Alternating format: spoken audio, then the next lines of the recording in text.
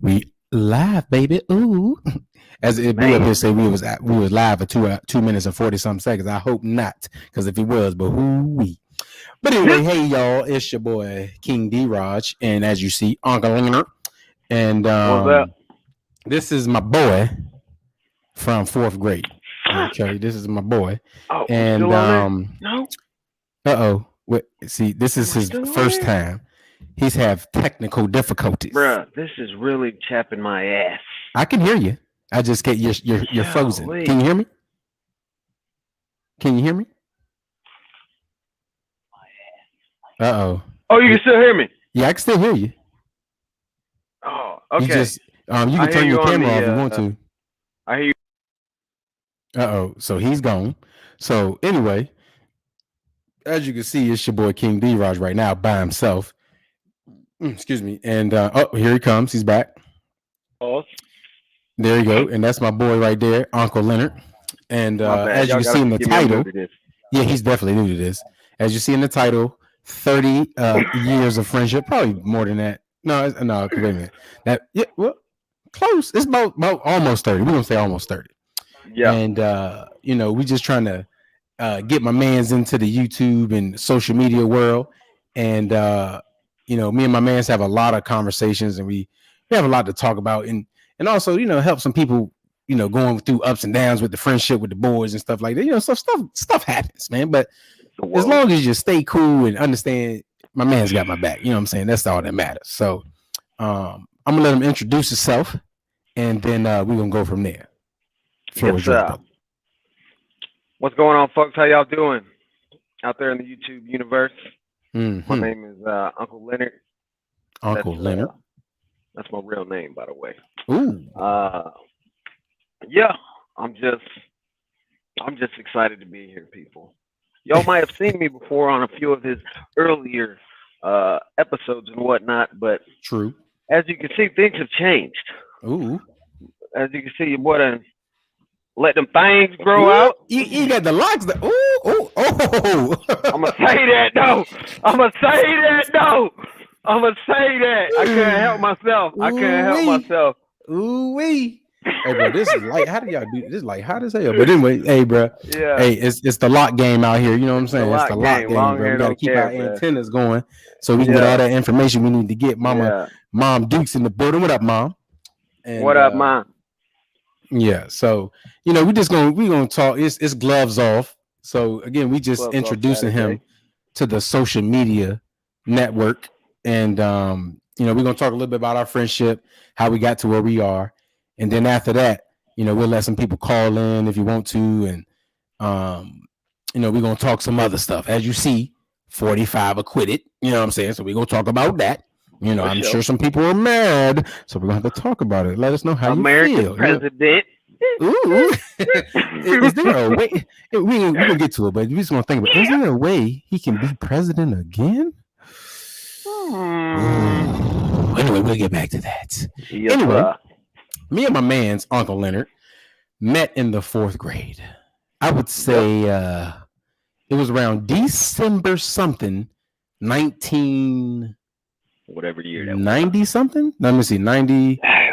Damn, what was that? 19. Hold on, bro. Hold on, bro. Mama, hold on. Let me see. We graduated in 2002. Whew. High school. Whew. Bro, you can tell it on yourself. Is that 20 years? Oh, hey, that's a minimum. A minimum, bro. How many years we've been out of high school? A minimum, bro. No, wait a minute. Yeah, 20. 19. Bruh, 19 years, bruh. We done been out of oh my god. Anyway, so 2002 is 12th grade. So 2 off, that's 2000, that's 10th grade. And we met 4th grade. Miss Risque. Hey, bro, I be telling my wife about Miss Risque. Hey, man, think about it. Miss Risque. Risque. Get it? Risque. Bro, again, that's like, I feel like I just went back and watched a Disney movie as an adult. You know how you go back and watch a Disney movie as an adult? You're like, ooh, nasty. Miss Risque? That was your name, boo-boo? Yeah. I'll let her be a 4th grade teacher with some horn dogs as her students. Bruh. Miss Risque. I said, I told the wife, I said, Miss Risque, listen here. Could have got it. She could definitely got it. And I feel like she wanted your boy. I ain't gonna lie. You know, when I came in as the new student, she was like, for sure. He's gonna be a looker. You know what I'm saying? But all I'm saying, Miss Risque, but she could have got it. You know what I'm saying? She was definitely a winner. But I gotta get, let me see. 2000, that's 10th grade. 4th grade, that's 6 years. So 1994. So we met, I think it was 1993 because that's December. So we met December 1993, bruh. 1993. So we 2 years away from 30 years. Wow. 28 years. So what I said, 30 years of friendship? What I said on here? Yeah. 30. So you round up. You know what I'm saying? Close. You know what I'm saying? If you got $28, you say, how much you got? I got $30. I got something. Unless you're trying to be modest, you be like, I got a little 20, little dude. You know what I'm saying? A little 20. You know what I'm saying? You wouldn't tell everybody how much money you got. So right. So we met in the 4th grade, and I don't remember how we like became friends or the day we became friends. But I just remember after the time we became friends, I got in trouble. You know what I'm saying? It was a wrap. And the funny thing, I was a straight A student until I came to 4th grade at Brookwood Elementary School and became his friend. Beach. You know what I'm saying? I was a straight A student. I believe I was in North Carolina. I went to school in North Carolina. And then 4th grade, 1993, I switched schools because we moved to Virginia. And either Virginia had a harder curriculum than North Carolina, or this dude right here made me not get good grades. Okay. I think he was like, because, he had the good grades. I was the troublemaker. You know what I'm saying? So he said, look, I already look good. So he worried about me looking good and getting good grades. So he's like, bro, I can't let him have both. So he either going to be the dummy or, which one is going to be? I'm going to make him be the dummy. You know what I'm saying? Because my man's over here. He used to wear shirt and ties. Hey, bro, my man used to have khaki shorts. Okay, before they was big time out here. Hey, bro, that boy had duck heads. Boy, what y'all know about them duck heads? All colors, bro, my man was fly every day to school, bro. Every day. I just knew he was gonna own Apple or Microsoft or something. Because I was like, bro, hey, who knew? Right, who knew? You know what I'm saying? Thank you, Robin Hood. Thank you very much, Robin Hood. Even though all that stuff with Robin Hood, man, look, they gave me the window, or the opportunity to invest. They did just like this. They said, hey, you guys want to come in here? Right. And we walked in and we're taking over. But anyway, so we in 4th grade, and for some reason, every time me and him looked at each other, we'd be like, in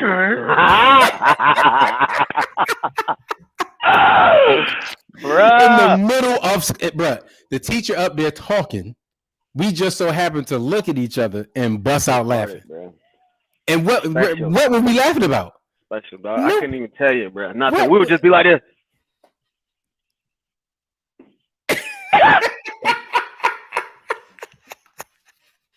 And just be laughing. It's like, Mr. Rogers, what? I'm like, what? Bro, I don't even know. And bro, we would get in trouble. So why? Bro, all you had to do is stop laughing or stop looking at each other. Just stop laughing. We were sat right across from each other, like this, bro. You was on this side, and I was on this side of the classroom, facing each other, bro. Right. It was bad. And then, we had girlfriends, right? That was late. Yeah, it was 5th grade, about 5th grade. Yeah, it was. That was 5th grade. That was next year.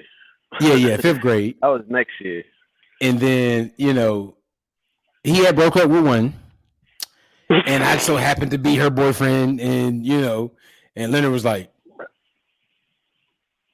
and I said, this the gay shit we used to do. This is the gay shit we used to do in 5th grade. Hey, Leonard. We like this? What? Did you lose me again, bro? Did I lose you? No, you good. You can still see me too.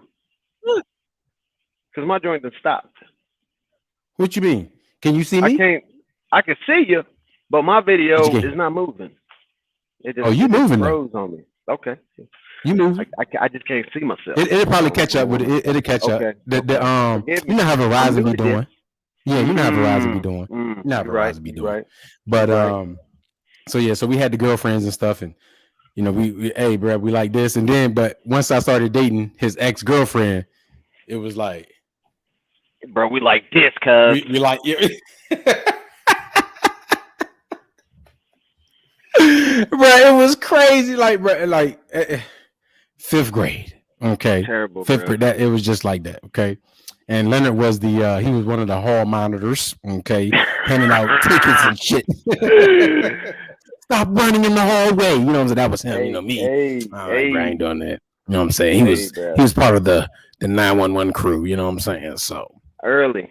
But yeah. Then what was it? They built a new high school. No, they built a new middle school. Yeah. Did you go to Plaza? 6th grade? Yeah, we went to Plaza for 6th grade. That's right. Because we played football. That's right. Yeah. Went 0-6. Ugh. In the 8th grade. No. Yeah, that's right. In the 8th grade, yeah, it was 6th or 7th. We was at Plaza, and then in the 8th grade, Corporate Landing opened up. Corporate Landing, yeah, bro. And it was just like for you know, we were still best friends, but it was just every weekend and every day and stuff. It was just no more hanging out, bro.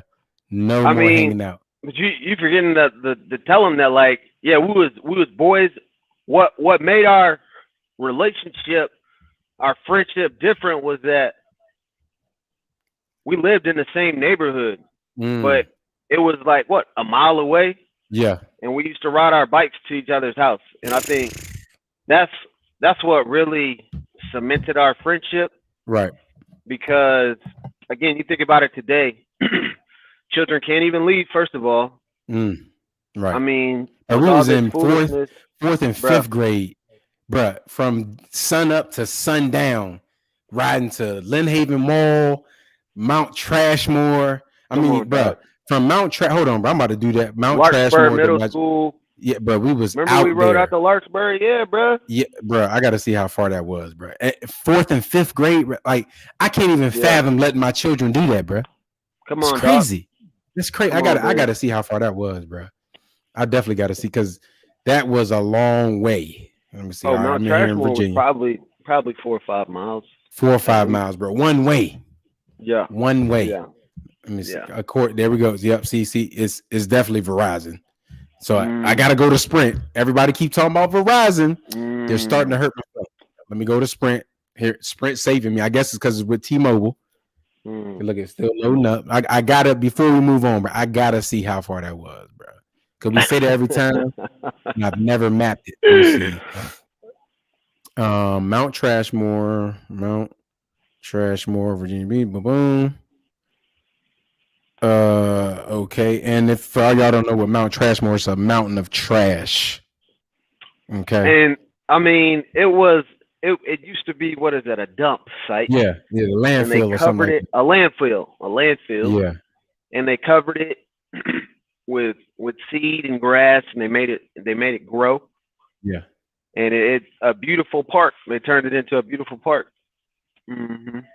Like a man-made mountain of trash. Hey, bro, hold on, bro. It was only 2 miles, big dog. No. That shit was 4.5 miles. And again, that's 5th graders, bro. Yeah, that's if you go. Yeah. So 4.5 miles one way. So we rode 4.5 miles there, rode up and down the mountain, playing, riding around, playing around, all this, and then 4.5 miles back to get home before it got dark. Before the light came on. That's crazy. Come on, bro. And now we in trucks, driving 45,000 miles of goddamn thousand years and shit. Like, bro, that's crazy. Crazy, like, bro. So let me see. Crazy. Riding a bike. Crazy. That John said, yeah. So I don't know which way we went, but riding a bike is 4.4 miles and take about 23 minutes. So about we did a 30-minute bike ride like it was nothing. Like it was nothing. I still hop on a bike right now. I'm gonna get me one, bro. I told you that's what I said, bro. I gotta get one. But see, I gotta get back because we doing all the tricks and all that, bro. We gotta stop playing. We gotta have the nice joints. You know what I'm saying? We can't be out here.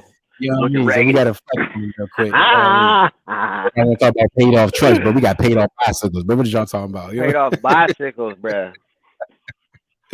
So all right, so now we in 6th grade, 7th grade, we play football.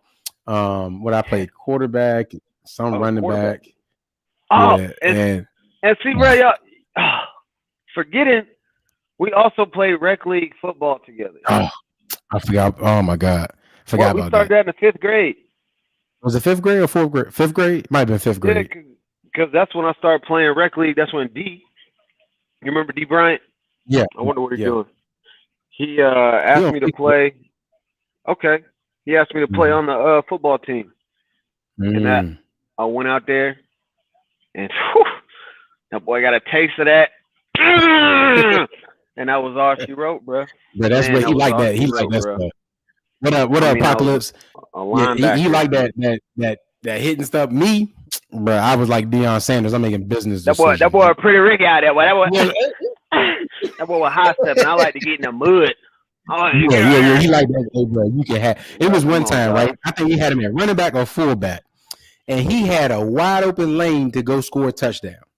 And the safety was on his left side. He turned directly to the safety to go run over the safety. Come on, dog. What? You scored a touchdown, bro. Come on, bro. I had a lot of aggression pent up, bro. A lot of aggression, bro. A lot of aggression pent up, man. So we played we played rec ball together for almost 3 years. I think 3 years. We played middle school 1 year. Grade. 7th grade. And then you moved to Corporate Landing. You went to Corporate Landing. Yep. And we played after that we played against each other. Yep. For 4 years. 4 years. Yeah, because you was at Green Run and then Salem. Yep. So, and I went to Green Run. They had a whole bunch of talent over there. So I didn't start my freshman year. For y'all that don't know, that is where Plexico Burris went to high school. Yes. Yeah. Plexico one shot him in his leg. Yeah, that was him. Yeah. And I forgot about that. Damn. Yeah. It was okay. Hey, bro, he was still that dude. He was Super Bowl champion. Yeah, he's Super Bowl champion. We good. You know what I'm saying? Yeah. He brought one back to the team. You know what I'm saying? So, I went there, transferred, and then we went to Salem and stuff like that. And it would just be cool. Y'all was a powerhouse over there. Hold on 1 second. Huh? Okay, give me 5 seconds, man. Anything you want to talk about, man? Talk to the people. You can tell them stories about me. Tell them how fake I'm in and all that stuff. Just to. Oh man, I'm gonna tell them about the sleepovers and stuff, bro. Yeah. All right, so I'll be right back. No, I'm just joking. But yeah, man, I appreciate y'all. Live, man. Oh, Trucker Brown. My bad. But yeah, Mr. Apocalypse, I appreciate that. Yeah, it is beautiful, man. Because I just grew up with my sister and my mom and dad. And so I was wanting brothers. And so he was my first real brother. Second to my cousin, but that's another story. But yeah, man. And so I just was happy to be around him, man. But yeah, he was always pretty Ricky. And I was just happy to be around him. I mean, he used to wear the flyest clothes. When we got cars, he used to wear the flyest clothes. And then when we started riding bikes, he got the freshest bike. He had a Schwinn. I had a little BMX. He had a Schwinn with the chrome pegs and all that. And he had the rotor. I mean, he was doing mad tricks. I was just like, hey, I'm glad to be riding bike or whatever. And then when we got cars, this man had a Fiero, a BMW. Now his dad drove a Jaguar. Yeah. So that was the first time I ever was in a Jaguar. It was Mr. Rogers. What up, Mr. Cass? And let me see. Yeah, he's always just been a real dude, man. A real dude.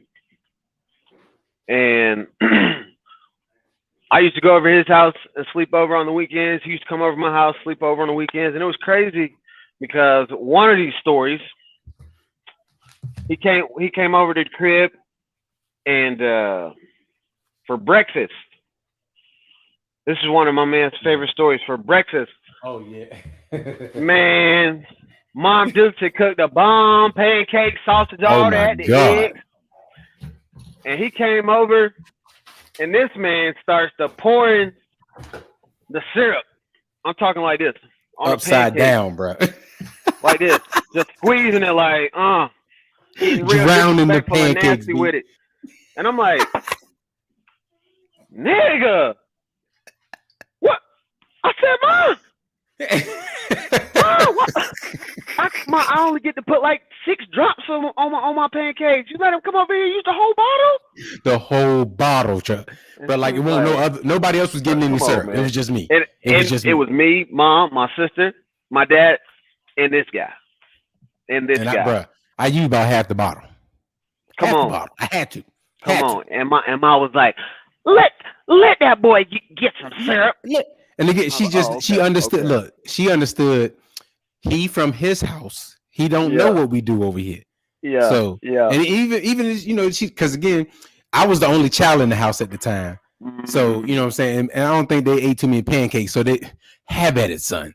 So me, you know, the single child, nigga, you know what I'm saying. So he definitely he took advantage of that. Yeah, so my man was like, I'm like, what, bro? What? You know, baby, just do your thing. Go on, do your thing. No, and she's like, I'm gonna have to go buy some extra syrup. This old greedy ass nigga, he over here eating up everything. And did you tell him about the time about the Steak-umms? Did you tell him about the Steak-umms? Bro. No, I ain't telling about the Steak-umms. So I'm over his house, and you know the funny thing. The reason we go over his house, because over my house, bro, again, I'm a basic ass nigga, bro. It's just me. I didn't have no TV in my room. I didn't have a game system, none of that. So we could come to my house, but we just gonna be sitting in the TV room. And again, he had the cable box. Okay, so ain't no reason to come to my house. He got the cable box in his room. So we closed the door. Hold on.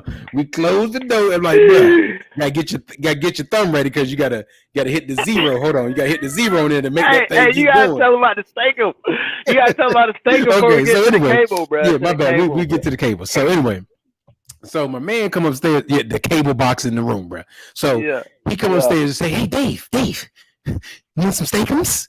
I didn't know what Steak-umms were. I'm thinking like steak, like a big, you know, I'm like, steak is rubbery. I don't want that. No, I don't want no Steak-umms. He's like, okay, Mom, who doesn't want any Steak-umms? So I'm like, okay, cool. I'm just playing. I don't know if I'm playing the game, watching TV, whatever I'm doing. And this nigga comes upstairs. This got the steak. He just, you know, had in the long subway. You know what I'm saying? Turn his head to the side. And it got the juice, this drip. I said, what's that? He said, nigga, it's the Steak-umms. I'm like, what? Oh, that kind of steak. Yeah, man, I want them Steak-umms. Man, what you mean?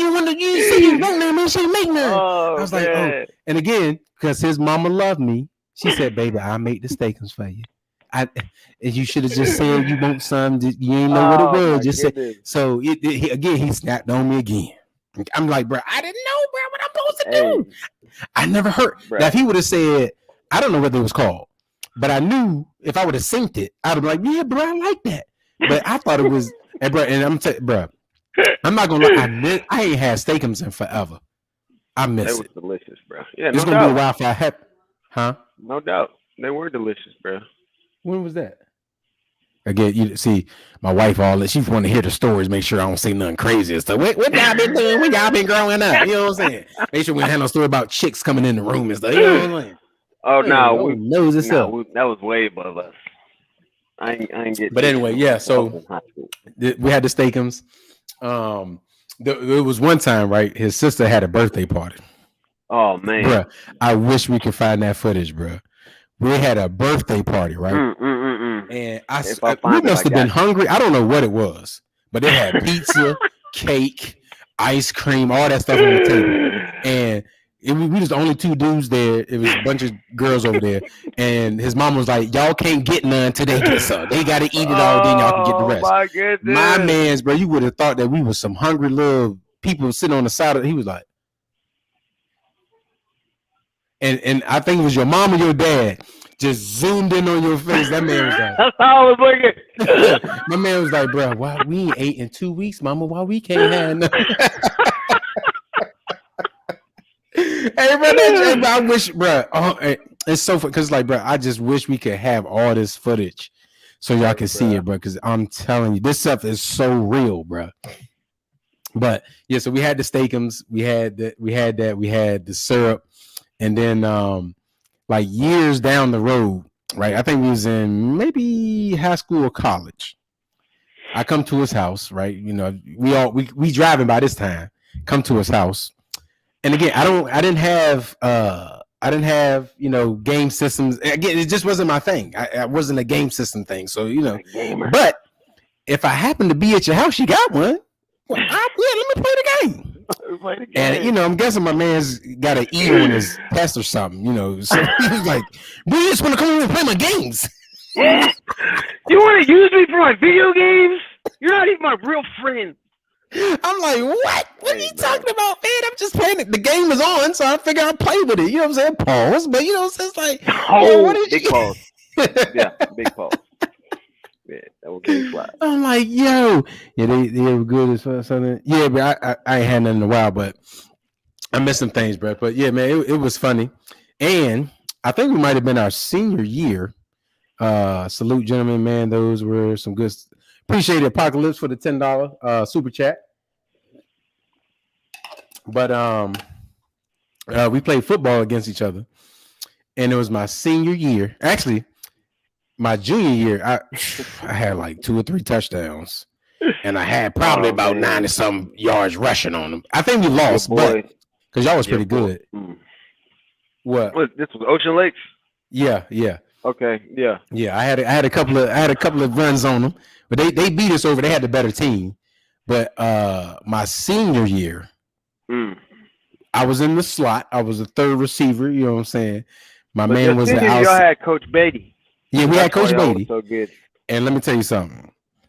The play, when we called the play, and I see he was on me, I said, "Oh, it's tough." But I was talking shit all day long. Now, he was like, "Yo, shut up, man." he was the better athlete. He's the better athlete, and I mean, I was just the hip guy. He the guy that's gonna run through mother. He was the finesse nigga. Like again, he was playing NC. What you played? AAU basketball. Yeah, so he had the moves, the quicks, and I was just like, that's me. I'm like, oh. I just want to hit him. Like, and so he hit me with one of these numbers, and I was like, and it just wasn't pretty. It wasn't pretty. It wasn't pretty. But it was a lot of fun, man. That joint was cool. Because again, just, you know, you don't get moments like that all the time. You know what I'm saying? To actually play against your boy, play with him, play in the game with him, and then play against him and shit like that, Pauls. You know what I'm saying? And you know what I'm saying? So it was a good feeling. And especially to score on your boy, you know what I'm saying? It's something you can always talk trash about. You know what I'm saying? Definitely hit the Deion Heisman step. Oh, man. High step, bro. Because once we had a black coach, we could actually be ourselves. We had a white coach before. He was like, "No celebrating." Like, what? I just scored a touchdown, coach. What are you talking about? You know what I'm saying? So, but yeah, that was a funny time. But y'all had Coach Price. He let y'all do y'all thing. No, we had Coach Prince. Yeah, Prince, he was cool. Yeah, cool. Yeah, he was cool. He tried to get me to come over there. Ocean Lakes, what up? What up? He was like, "Hey, man," especially before Coach Beatty got there. He's like, "Bro, why are you on that team? You got too much talent." I was like, "Bro, I don't live in the area, bro. Like I would, because brand new school and stuff, bro." And then, you know, that was all the biddies, you know, the snow bunnies was at. I hope the wife ain't listening, but that was what the snow bunnies. I mean, it was. At Ocean Lakes, it was a nice variety, bro. That's what I appreciated. Because, I mean, my girlfriend at the time, her name was Jamaica Allen. She's a doctor now. I fucked that up. You. Oh, my God. Fuck that up. Yeah, you could have just been sitting at the crib. Could have been a stay-at-home daddy. But I digress. Right. And, it was nice variety of females at Ocean Lakes. That's what I appreciated. I mean, it was right there by the beach. Yeah. So yeah, it was good variety at Ocean Lakes. So then, well, after college, after high school, you go to where you go to? William Mary. Ooh, a prestigious college. Ooh. I mean, William Mary, Division I. Division one AA.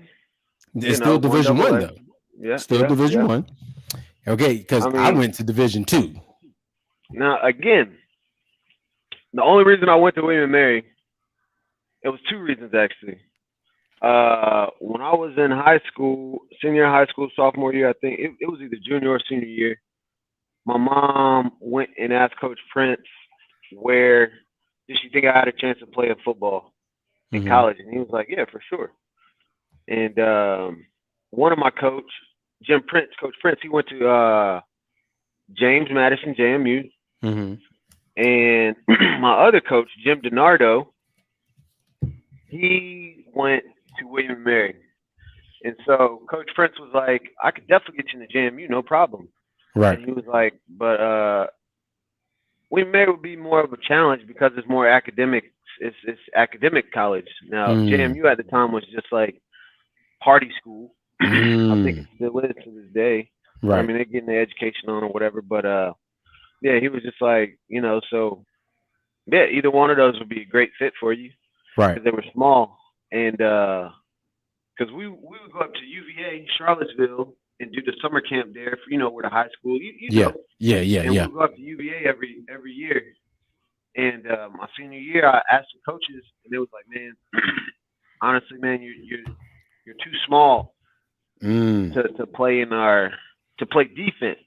Right. And and I wasn't quick. That again, I just want to hit. Now again, if I would have been like, if any of my coaches was like, bro, come run track, right, then I would have been like, all right, and I probably instead of a 4.6, probably would have been a 4.4, 4.3. Right. And so that's where I messed up. That's one of my bigger regrets about high school is that I never ran track. Yeah, you missed out on that, buddy. Because yeah, bro. See, that's another thing, dog. Bro, I would have been it would have been a problem for me, dog. Like, please don't touch me there. Hey, bro, you would have had, because in high school, you got to hold the blocks for the females. Oh, bro. Bro, have you ever seen somebody come out their blocks? Come on, bro. Never mind. Oh, I done seen things coming out the blocks. Cause yeah, when I was in middle school, my sister and I were like the trainers for the track team. I think one year. Shout out to Coach G. I don't know if you remember him, Coach G. Yeah. But yeah, I just didn't like running, which sounds stupid, but I just didn't. Right. And I wrestled instead. Yeah. Yeah, you was the wrestler putting people in headlocks and shit. Again. But yeah, it's crazy though, man. Because like I think about sports now as an adult, and if I would have just been able to go back and talk to myself, man, I would have been definitely more disciplined, bro. Yeah. Oh yeah, that's a definitely fact. More disciplined, bro. That's a fact. Ooh. Yeah. Yeah, definitely more disciplined, but yeah. So okay, so we get to JMU. Woody whoop.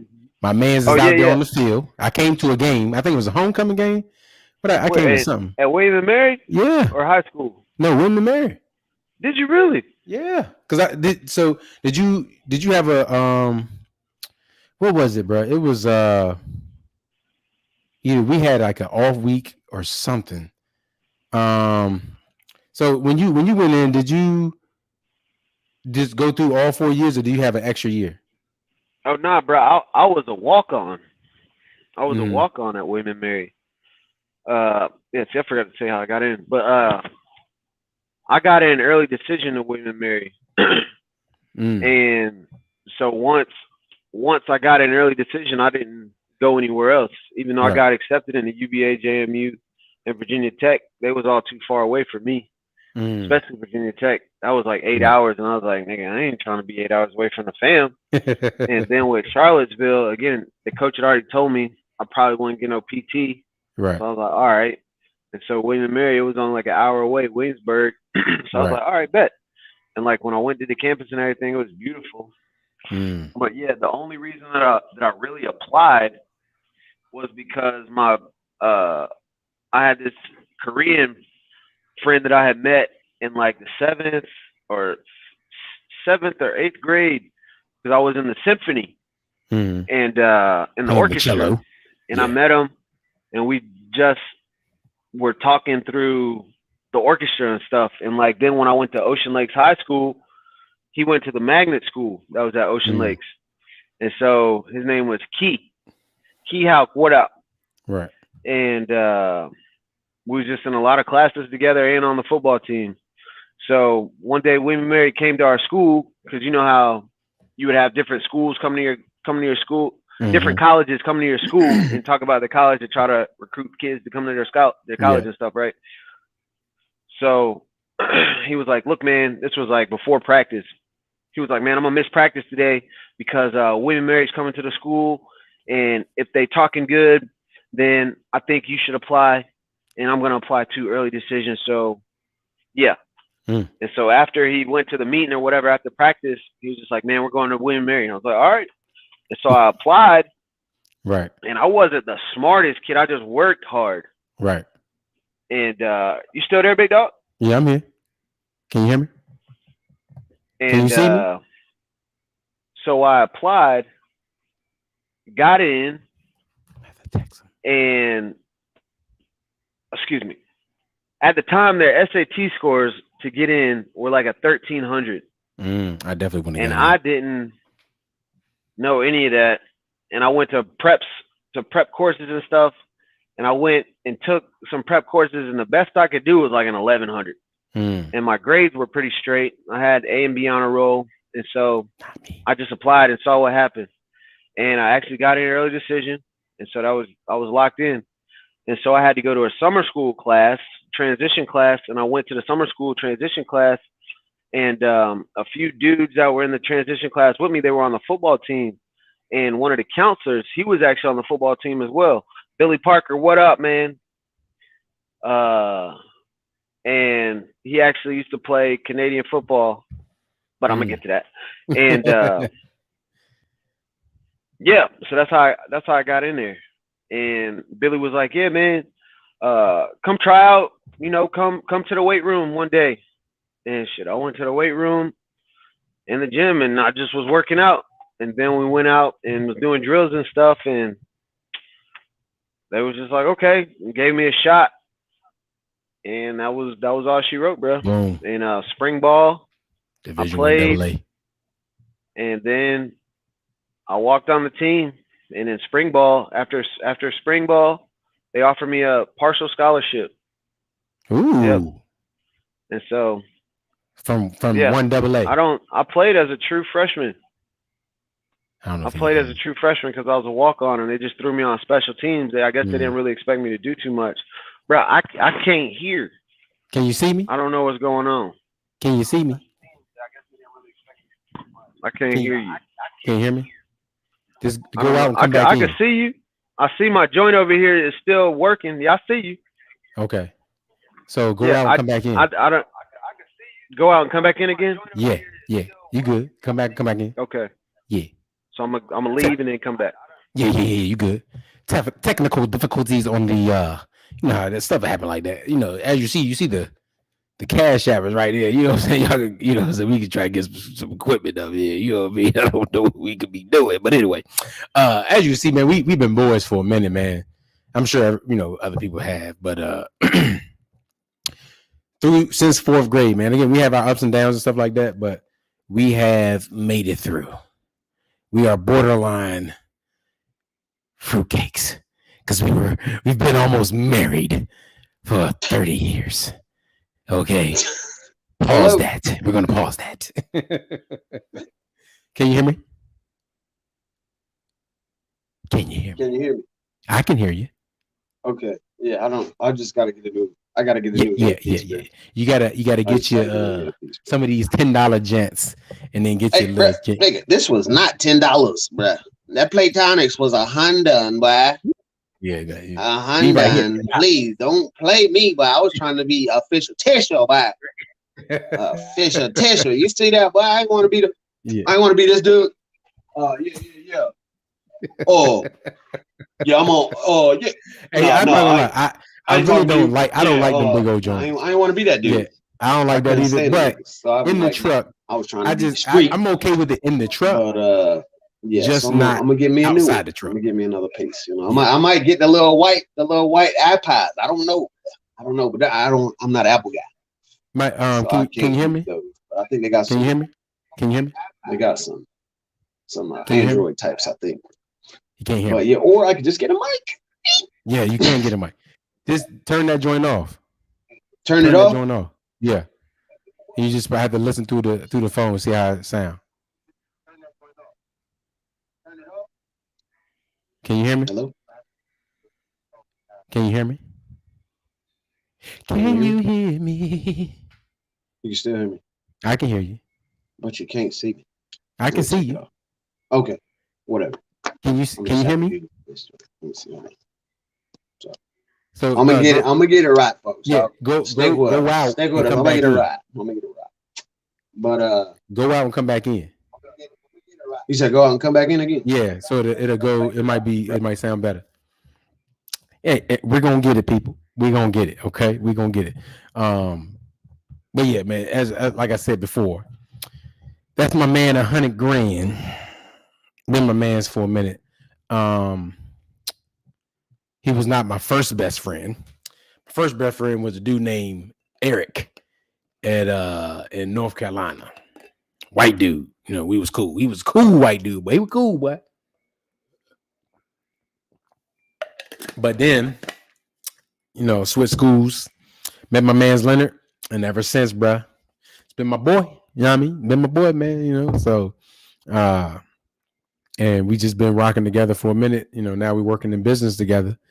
And you know, we both own our 34-hour reset, you know, lease operators, able to, you know, sit home and do some things, you know, every once in a while, but that's what we try to do out here, you know what I'm saying? But people would get mad because of all this other stuff. But you know, hold on, let me see. You didn't came back up in here. Let's see. How about now? Can you hear me? Yes, I can hear you now. Okay, and I can hear you. So that's probably just you know, sometimes the Bluetooth don't be working with us in the shit. You know what I'm saying? Okay.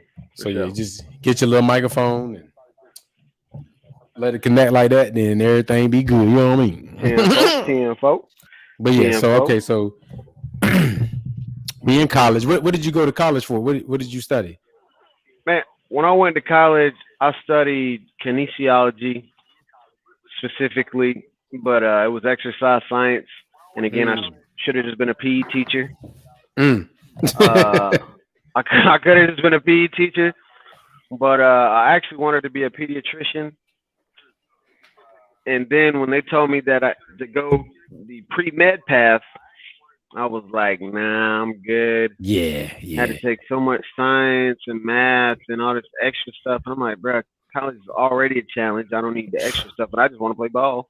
Right. But when I got injured, my sophomore year of college, all they do was trying to give me drugs and not like help me get fixed or allow my body to naturally heal itself. Right. And I mean, I was a kinesiology major, so I was taking all these Eastern philosophy classes and stuff like that. And I was just like, this is no. And I didn't take it. And I was just like, man, this is bogus. And so I was like, if this is what Western medicine is about, then I don't want to be no part of it. Right. I didn't want no parts of it. And so that's when I started to kind of look into the natural path. And again, even then, like, I was like, damn, I got to go to school just as long as a regular doctor. I was like, man, I'm good. Yeah. But I still, like, my mind was still like, want to investigate natural health and wellness. Right. And so, like, I just started reading more books and stuff like that on natural health and wellness and stuff. And yeah, when I graduated, I just graduated with a Bachelor of Science in Kinesiology. And that was it. I really wish, like, during that time, that's when personal training and stuff was, like, becoming big. And my mindset at the time was, I don't want to be training a bunch of fat people or a bunch of lazy people that don't think they need help. You know what I'm saying? Like, And that was a terrible mindset to have. Again, I wasn't business oriented.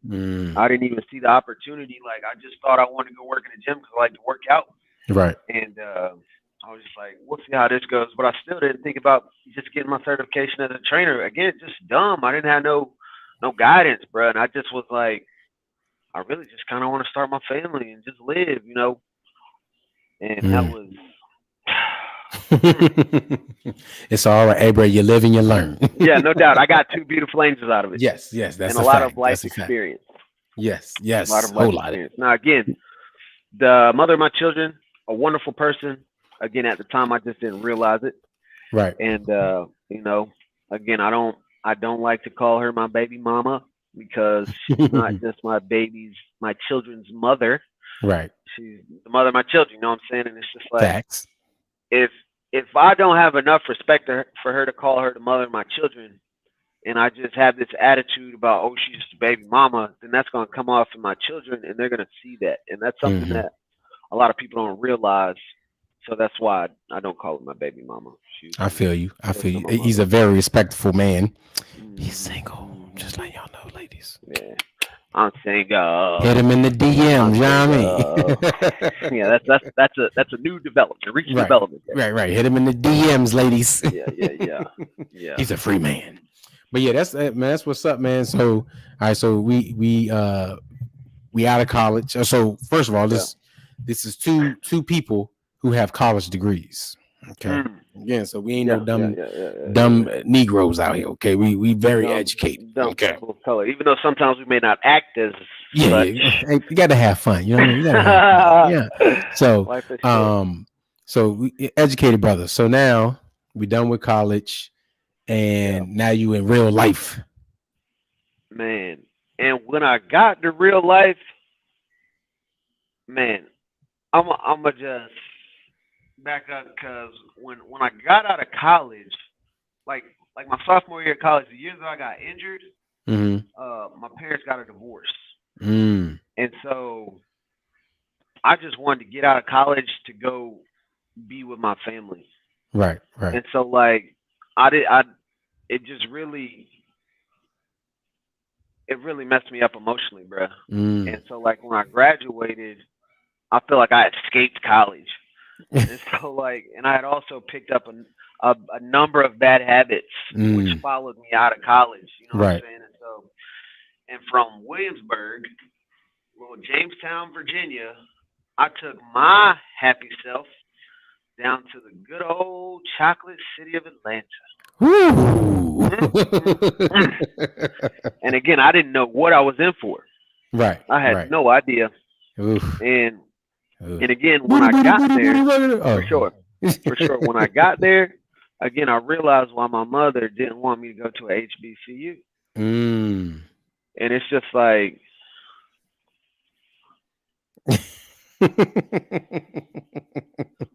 and I just got trouble, man. Like I just lost control. I got in trouble, bro. Because again, kid in the candy William shop. and Mary was not like that. The minority population of William and Mary. Now the whole minority population was 500 students. Now they had a total undergraduate class of 5,000. Oh wow. So yeah, so that means 4,500 students were of the opposite persuasion. Wow. And so the 500, the mix of us was Asians, Indians, blacks, whites, and it was a few people that I met from South Africa, Kenya. Yeah, it was very diverse campus, but I mean that was their way of keeping us all together. And by making the numbers, and like again, I didn't realize that until I graduated. And when I was about my late 20s, I was like, damn, they was real intentional with that. And so when I graduated, I got to Atlanta and I was going to strip clubs. Now, again, hold on, let me back up. when I was a young boy, my beautiful mother said that I would probably be a good teacher because I like children. Hence the pediatrician. I had told her that a long time ago. She was like, I'd be a good teacher, a good nurse or doctor, or she said I might like truck driving. Now, she said that I might like truck driving because my father, my biological father, R.I.P., he just passed last year, but he was a truck driver. He drove for Pepsi in the 80s. And yeah, so he was a truck driver. And she was like, you might like that. And I was like, all right, bet. So when I graduated, I went to DHL and tried to apply for a job. I was like, what does your driving record look like?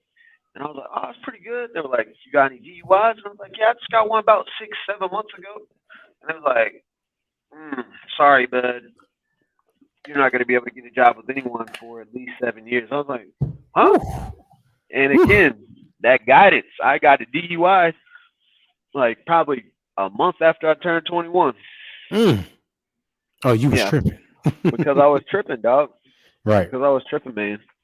And so, like, I got a DUI, and it was, I didn't think it was a big deal, but yeah, it was a big deal. Right. Yeah. So after that, I just went and applied at Papa Do's because it was right up the street from my house.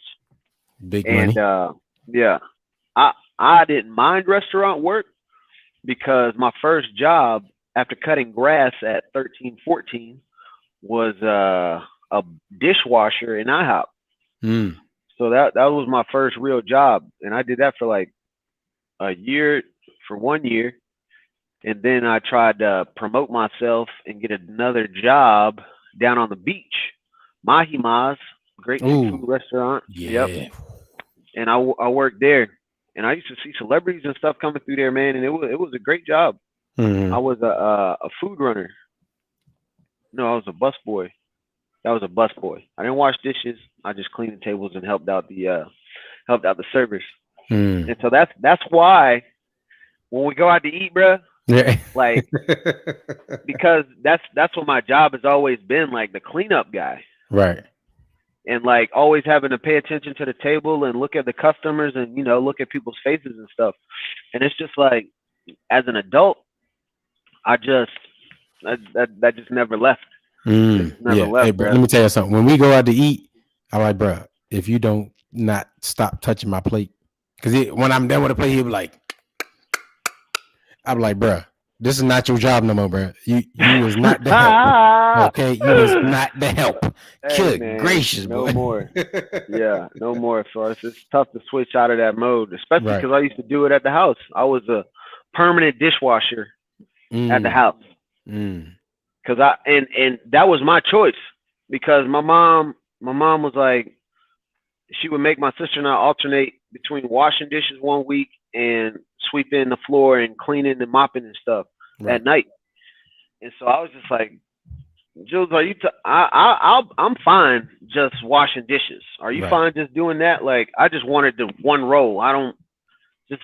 Let's keep it simple, and I'll just wash dishes, and you just clean up the counter and sweep them out the floor. She was like, "Yeah, cool."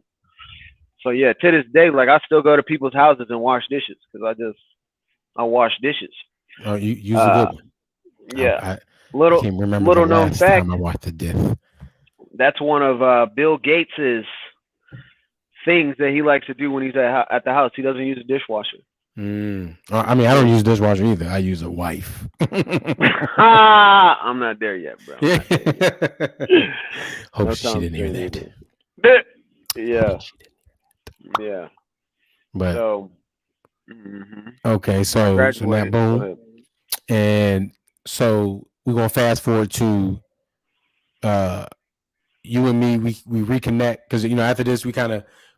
As you grow up, you grow old and you grow apart just a little bit, and then we reconnect.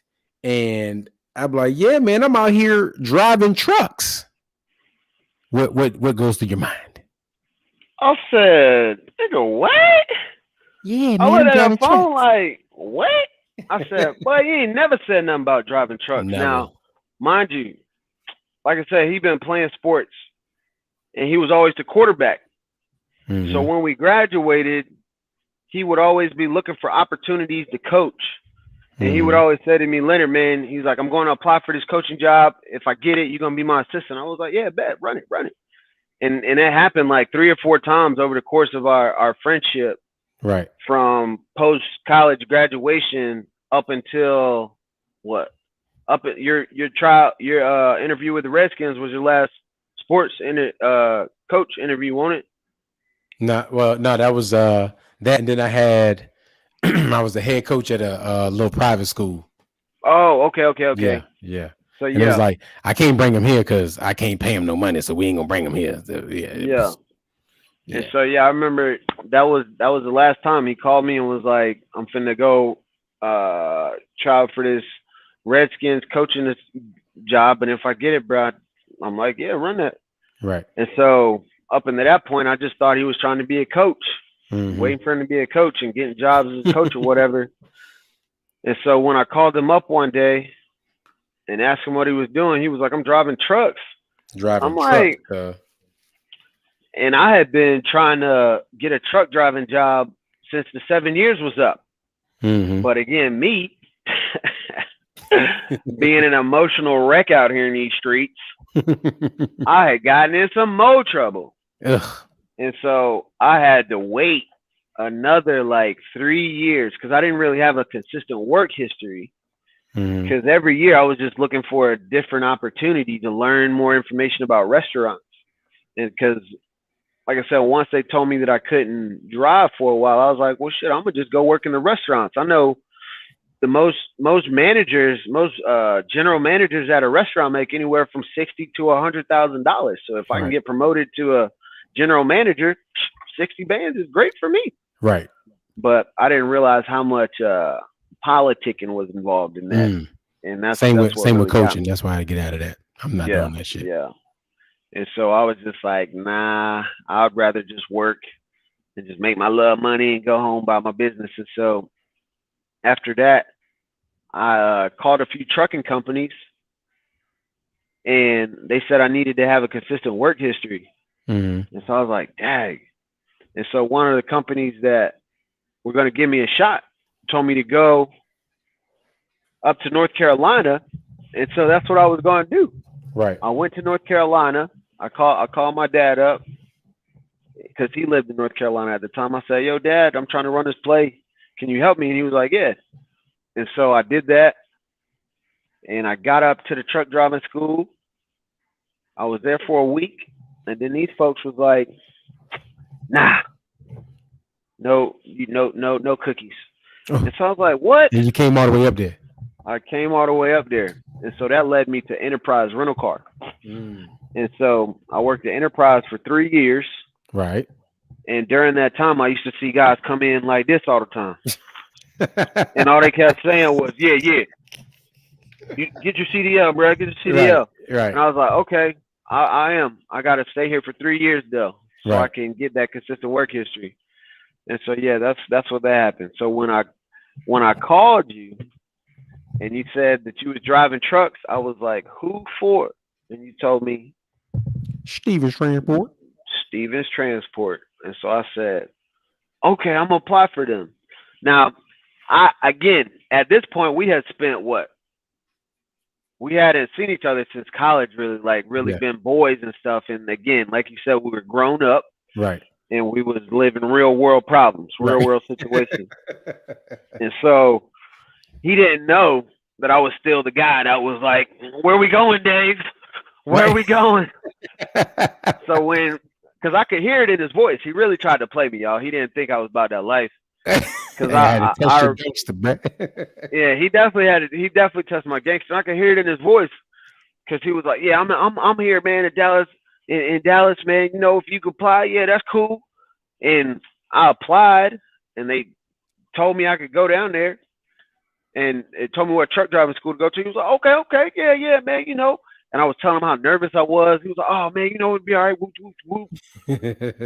And I was like, man, I think I'm almost done, bro. When I get there, can you train me? Pause.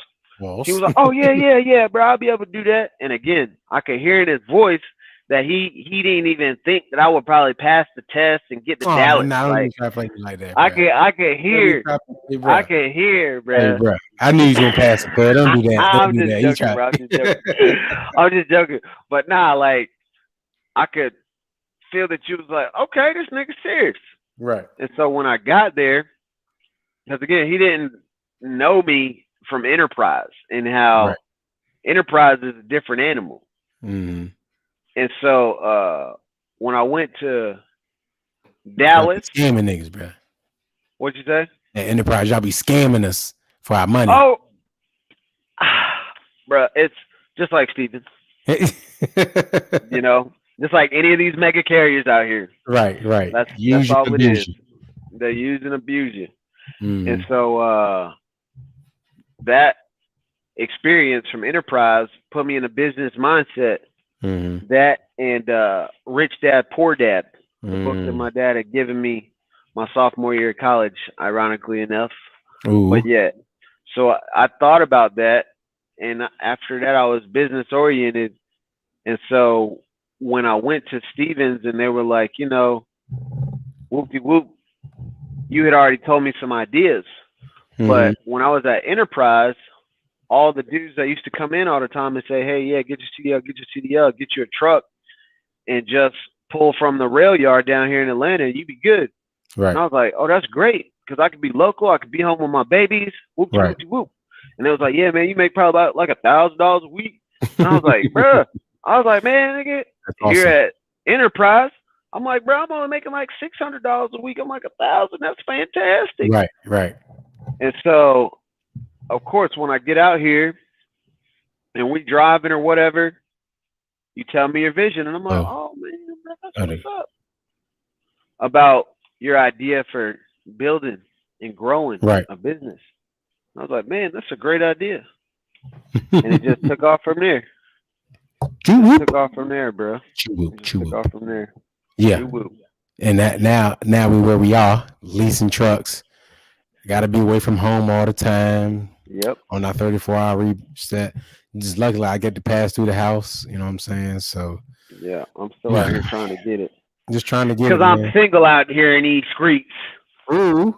Him not so much. So I can go and stay up and be straight. I can be gone for 2 weeks. Yeah, I mean, I gotta come home. Now again, I will eventually get there because my babies are getting in age and they do miss me, and I miss them as well. So that's another reason why I'm out here is to get my financial game on track. Ooh. And again, my man helped me with that so much. Again, a lot of like y'all people have no idea who this guy really is. Hey man, they don't gotta know. I'm gonna have to charge him. You guys have no idea. But I mean, again, because he's got a quarterback's mind or a point guard's mind. Ooh, that was nice on the court. He's always taking over the game, and he's a coach. Right. He's a coach. And so again, he applied that coaching mentality to truck driving, and I was just like, damn, okay. Right. So this just like back in rec league, huh? Yeah. Okay. Yeah. What's the play, coach? Right. And so, yeah, I get my finances straight, and again, by next year, hopefully, I'll definitely be back in Atlanta full time and driving locally. Except this time, hopefully, it'll be my own rig. Ooh, don't tell about your stuff. Don't tell them. We just leave driving. Trying to save, so I can get back to the babies and see them on a regular, consistent basis. Facts. So, yeah. And give them a nice big old house to stay in. Yeah, I mean? Absolutely. Now, again, it ain't even got to be a big old house. All they really want is just their own rooms. And so, again, all I need is 3-bedroom, maybe 4-bedroom. Right. So, right. True. Yeah, I just got to play my cards right. So, yeah, I ain't even tripping, man, but yeah. Yeah. So now we're here on YouTube doing live feeds, telling people stories about how we used to get it out here in these streets. You know what I'm saying? Get it out the mud. Hey, bro, anybody want to mess with us out here in these streets, bro? We is the tag team. You hear me? Back again. Check it, record. Let's begin. Yeah, I mean, y'all seen the that Geico commercial? Which one? It's a Geico commercial where they got tag team on there. Yeah, that I was just me. see that. Yeah, that's us. Yeah. That is definitely us, bro. Yeah, that's so us, bro. so now, like I said, we on here, you know what I'm saying, trying to show my man this YouTube stuff. Again, I'm trying to get back into myself because I be BSing. But so one of the things that I wanted to talk about, as y'all can see in the title. Okay, let me see if I can do this. Let me see if I can do this. Hold on one second. I'm gonna open up the flow. And let me see. Hold on. And see if I can put in the comments. I've been on there for an hour. Yeah, hey, but that's how it be, bro. When you be talking, you like, dang. You said that, big dog. You did. It end up being. We look up one time, and be like, 4 hours. What the hell? You know, let me see if this come on. Let me see if this. See if y'all can see this, because for some reason this stuff don't be showing up. You see it? Okay, so that's the StreamYard link right there. So now we introduced them. We gave y'all the 411. We gave y'all how we got to where we are now. And now we're going to talk some crazy stuff, okay? Because, again, this is gloves off. Okay, so we just gave y'all a glimpse into his life and my life before YouTube and all that, okay? Right. Before they were famous. You know what I'm saying? Again, you'll see him some more. We'll have some more time with Uncle Leonard. You know, he may have his own channel. I'm going to be over there. You know what I'm saying? We're going to be talking some stuff. And but now I just want to talk and ruffle some feathers. Do your thing. 45 has been acquitted. Okay, and he ain't letting everybody know. Because again, you think about it, ain't nobody heard from Trump in a while. Yeah. But after they said he has been acquitted, he said the movement must go on. Hey, bro, he just got no chill, bro. Hey, he about that life, dog. He about that life. So, and again, so what do you like? I don't know if you've been keeping up. Well, I haven't really been. I just seen on YouTube, and I watched a couple of videos, and Miss Pelosi is heated. Like she wants to, she wants to really talk. Like, she want to be. Whew, so she mad. She want him gone. If she could, I feel like, in my opinion, if she can erase him from the paper, she would. Okay, and I mean, you know, erasing his name off of paper. That's all I'm saying. But you know, the man said, you know, hey, bro, the movement must go on. What does that mean? And then it's like the movement to making America great. Then it's so now he can just do whatever he wants. I don't know if they can retry that stuff. I don't believe they can, because that's double jeopardy. Right. So I mean, again, I don't know the rule. I don't know the rules. The government always making them up as they go. So is he going to try to run for president in 2024? He could. Let me see. Let's see. He definitely could. Trump 20. Hold on. Let me see. 2024. They already got it up. Escape conviction the second time, leaving door open for 2024 run. Oh, what are y'all gonna do? Bruh. What are y'all gonna do? Again, the man can raise money. The man can raise money. He got his own money. You see, he don't pay no taxes. Okay? Again, y'all being mad at him. What you need to do is study him. Anyway, learn the game. Learn the game. He may be our president again in 2024. What y'all gonna do about that then? Because again, what y'all gonna do if Joe Biden don't do nothing for y'all? For everybody that voted for, what y'all gonna do? Who is you gonna vote for in 2024? And you know, people, I'm not thinking that far. Why not? Because they are. What don't you again? Don't tell them everything. Oh, my bad. I mean, wait a minute. Public knowledge. Don't want no folks' head to pop off. You know what I'm saying? I guess I can't let them know who I'm is just yet. But I just again, Nancy Pelosi, she's just playing her role. She's supposed to be mad at him, right? Because again, she needs the rest of the country to be mad at him as well. Yeah.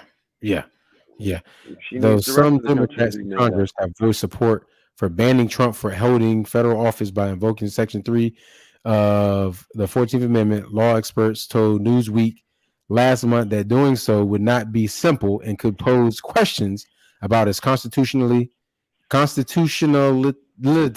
in Trump's case. In the meantime, Trump's acquittal means he is allowed to run for federal office again, and though he hasn't announced plans to seek the presidency in 2024, when he departed the White House last month, he said, "We will be back in some form." Hey, bro, y'all better be scared of this man. Hey, bro, he's not playing with y'all. And again, he's not a politician. He's a businessman. He's a businessman. He's a business. He's not a businessman. He's a business. I'm just my thing is, I just don't see. Besides, like, so people call him racist. Like, how do you know? Like, what about him? Because again, I don't be caught up in this stuff.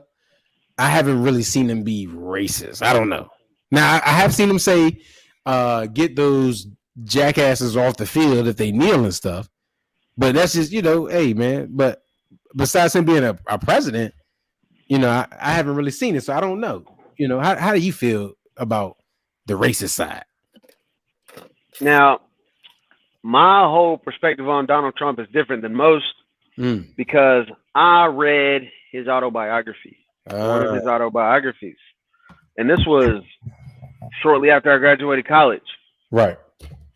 And so when I read his autobiography, in addition to that, I had also read another book by a gentleman who actually wrote a letter to Donald Trump when he was younger. Now, this was a young Caucasian man, right. But he wrote a letter to Donald Trump, and in his book, he said that Donald Trump wrote him back.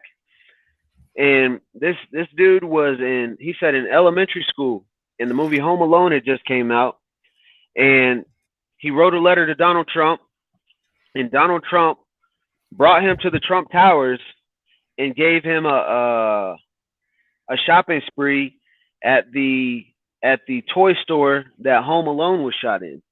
Oh. So, yeah. When I heard that, now again, I'm shortly out of college. Right. I just know Donald Trump as being the rich guy. This was when he had all his hair and stuff, I mean, I just knew.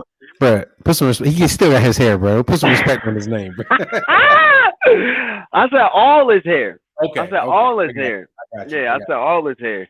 So yeah, I just knew him from that, being a rich, billionaire mogul, business mogul. And like I said, I read his autobiographies, and I was just like, damn, he seems like a pretty cool guy. Mm-hmm. And so, like, when he came out with his show, again, you're fired. Remember, right. y'all built this man up to be this media mogul. Y'all didn't know he had he had one of these rabbit tricks coming out his hat in the pipeline in the form of being a president. Right. Right. Y'all was the one that was blindsided by that. Now again, why wasn't anybody calling him a racist when he had his show? No, I'd never heard anybody call him that. No, again, the black chick Ambrosia was on there again, right. Or Omarosa. I said Ambrosia. Damn. Hey, whatever her name is. Right. She was on the show. There was a few. Now again, people with money don't like to hang out with broke people. Say it again. Rich people don't like to hang out with poor, broke-ass people. Facts. Because they know that birds of a feather flock together. So I can't be with you. If you broke and I hang around you long enough, I'm going to start developing your broke-ass mentality. I don't want that. I don't want that.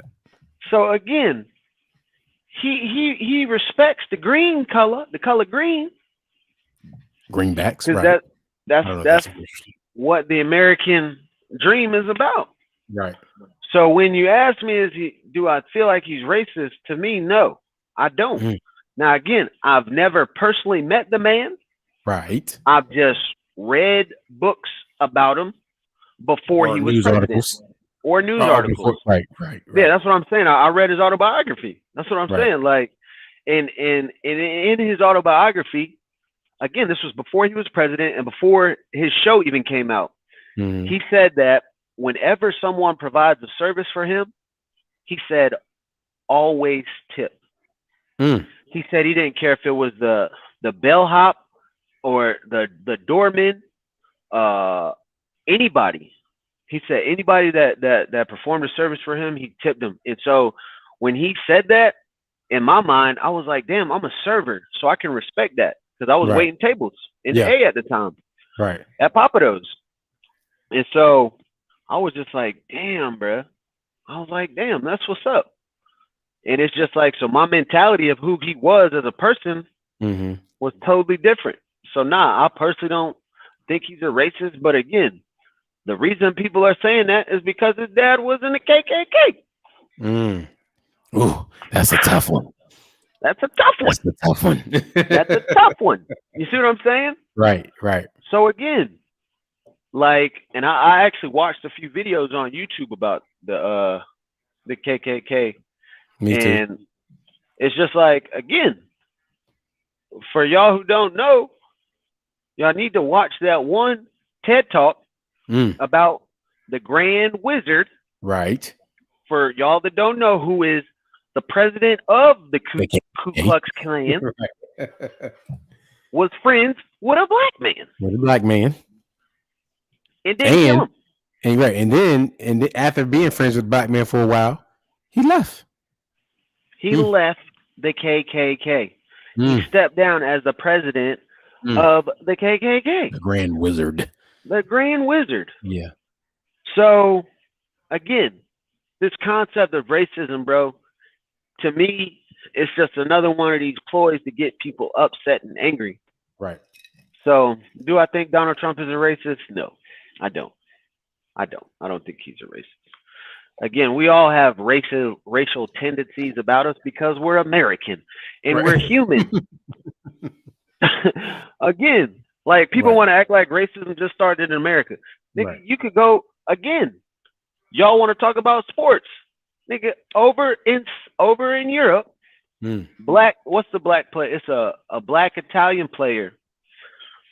They would throw bananas on the field when he went on the field to play. This is a professional soccer player making millions of dollars. Right. And making monkey noises. This was like 3-4 years ago, bro. Come on, dog. What up, Jay? I see you. Yeah, you broke now, huh? Yeah, you shouldn't spend all your money at that Super Bowl, boy. You probably drunk. But yeah, that's So now I don't think you're racist, bro. Yeah, I mean, you know, do you feel some kind of way for stuff? Yeah, but again, I don't let that kind of stuff affect me. You know, I hear, okay, blah, blah, blah. Again, I got other things to handle. And the only people that be getting bent out of shape is people that be worried about other people's business. Okay. And again, you know, them broke people, they be worried. And again, it was like, bro. But because y'all don't want to stay in y'all motherfucking lane. Stay in your lane. That's all you got to do. See, again, I'm a truck driver. So that's what I do. That's what I've learned to do, guys. Just stay in your lane, man. Just stay in my lane. I hear what you're saying, but I'm gonna be over here and do my thing. You do your thing. Because again, I mean, since they switched over presidents, not too much has changed in my life. You know, we're gonna keep an eye on these taxes, but you know, other than that, you know, ain't too much changed over here. But you know, it wasn't gonna. You know, one, I can adapt.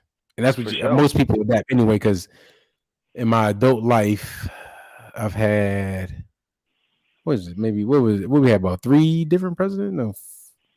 Because other than him, everybody else has served 8 years. So Obama. Clinton, Bush. So I think it was just Obama and Bush then, right? So 16 years, adult.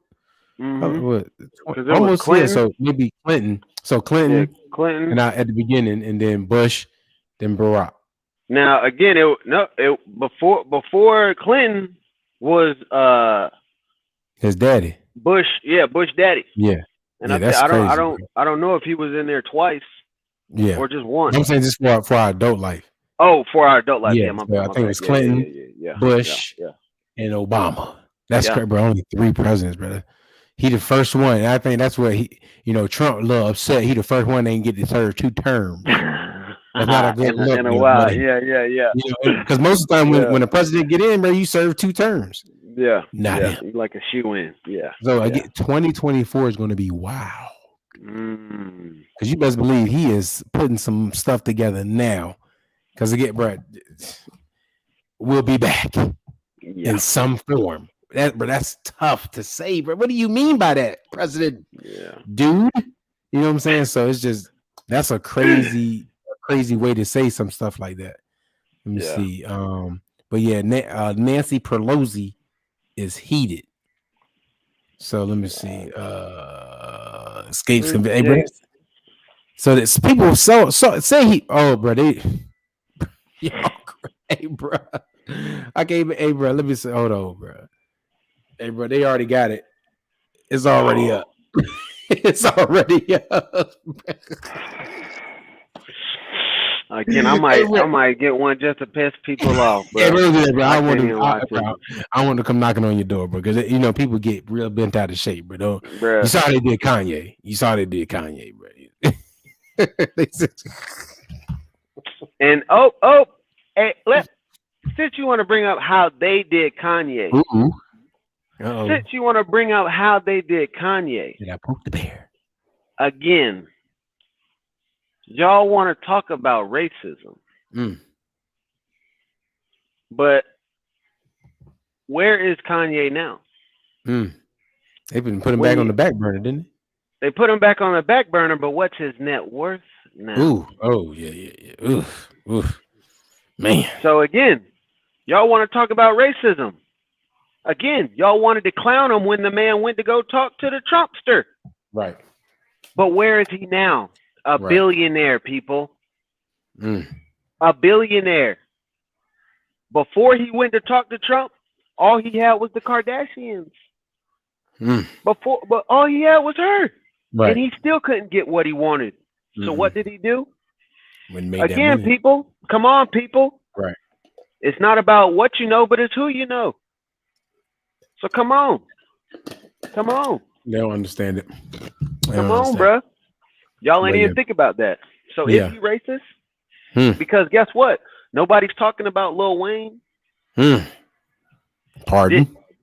Say it again. Pardon? Who else did he pardon?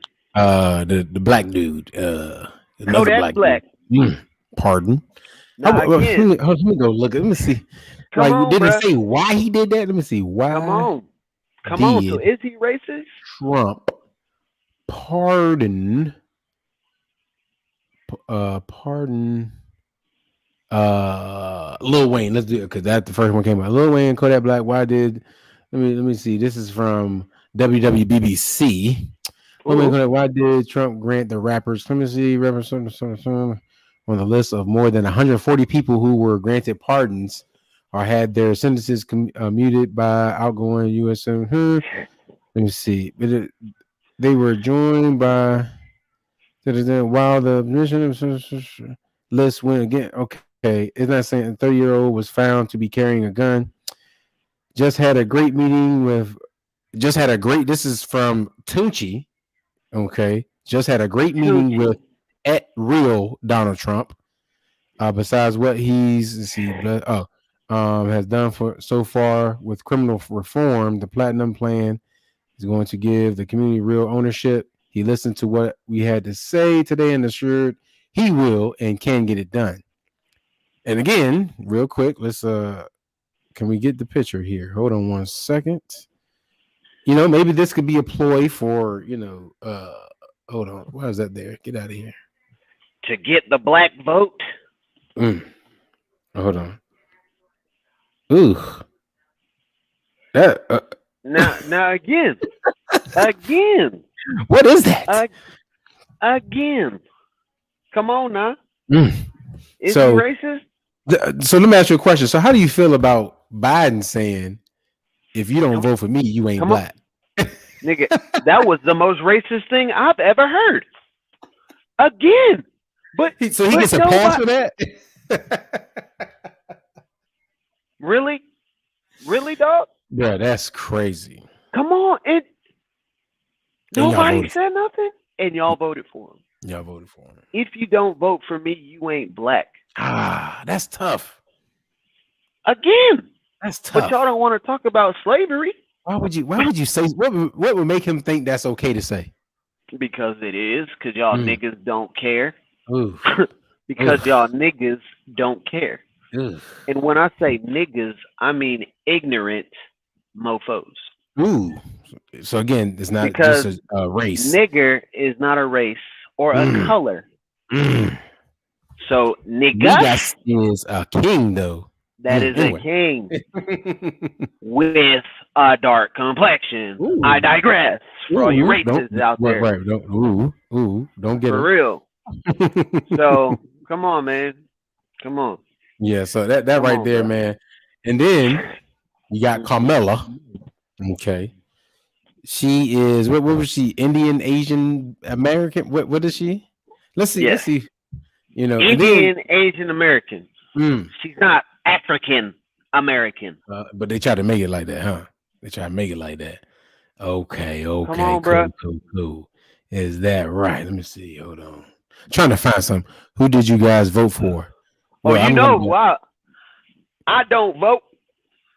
I voted up here and in here. But if I would have voted, I would have voted for 45. Ooh, hey, bro, you better be. You better be careful. They gonna come for you. I would have voted for 45. Yeah, see, I didn't vote. Okay, again, and I'm not gonna be. I'm gonna be honest with you. You know, the further along we get in business, you know, we gotta look more into that. But for sure, the way that you vote, you know, the wealthy, the way they vote, they donate to both parties. That sounds like they're playing both sides of the fence. So how do they vote? They vote and say, okay, I have $1 million. What can you do for me? Okay, you talk to him. Go to the other side. I have $1 million. What can you do for me? Oh, so if you win, this is what you're gonna do for me. Okay. If you win, this is what you're gonna do for me. Okay. So hold on. So hold on. You mean to tell me that people are actually going to these politicians and saying, "Hey, man, I've got $100,000. I'll add it to your campaign if you'll vote on this legislation. Can you get this passed?" And I'm like, "Yeah, sure." So it's not a case where they're just like, "Hey, we're doing really bad. Our numbers are looking terrible. What are you going to give us?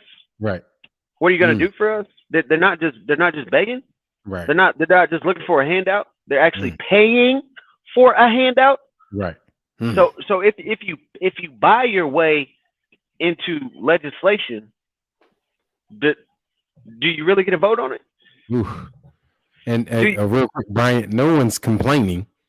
We're not complaining about anything. We're just talking about what's going. I can't remember. I would have to go back and listen to the replay, but I haven't complained one bit about. Oh, not at all. Me neither. No, I'm me not neither. Again, because I'm focused on my shit. I'm just saying, for most people, you know, y'all mad. Again, my man's just got acquitted, so now he's able to run for 2024. That's all I'm saying. And again, he was, you know, top notch. Ooh, what did I say? Create what? This is a book that I'm reading. I'm rereading it. So that's why I'm not complaining, Mr. Humphreys. Ooh. That's why I'm not complaining. Here. Yeah, it's no complaining. Now again, I've read this book once before, and the first time I read it, if you'll look there, let me see. For y'all who when I first reading the book, yeah. So that says 8, 11, 12, 18. That was the first time I read through the book. Now I'm reading it again. Ooh, reread. So yeah, Mr. Humphreys, I don't complain. I stopped complaining about politics probably 6 or 7 years ago. And that's why, because I continue to educate myself and read other books pertaining to politics and how the game goes. Right. And just like you just said, KingDrodge, they play both sides. Both sides, bro. Both sides. and again, they don't just play both sides. They pay both sides. Say it again, please. They don't play both sides. They pay both sides.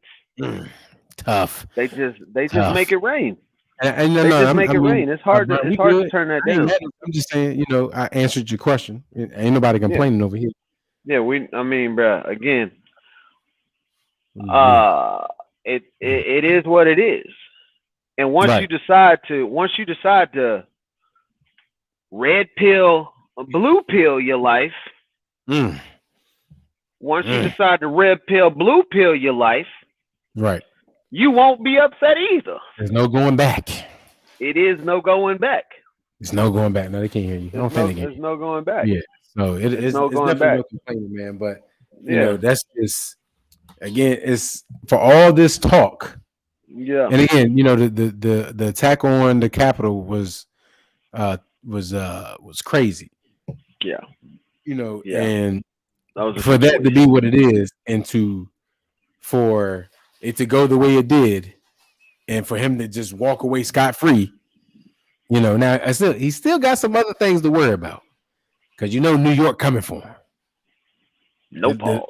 The black lady in New York, she coming for him. Let me see if I can find her. What's her name? Prosecutor. Oops, wrong button. Hold on. I don't know. Let me see. New York. I don't know what she is. Prosecute. Oops. I'm trying to type on fast. Trump. Let me see. So my man said, if you're a Trump man, why not vote for him? Hey, I'm not y'all do that. Right. Because I got other stuff to do. Yeah, y'all got it, man. Yeah, this is what I'm saying. Like y'all people fail to realize that as far as that level of influence is concerned, they've already determined who they want to be president. Already. Like what the elections have taught me as a person of color in this country is that my vote counts at the state level. So like when I get back to Atlanta, I'm going to get more involved in my local politics. True. And see, when I was young, again, I didn't know what that meant, because I didn't know what it looked like that they had a town meeting about the policies that were going to be in place for the city that I lived in, the county that I lived in. Right. And that was going to be voted upon. And if I showed up and cast my vote for something to go one way or the other way, I didn't know that. I didn't know that. And again, why do people think that we have state taxes and federal taxes? Come on.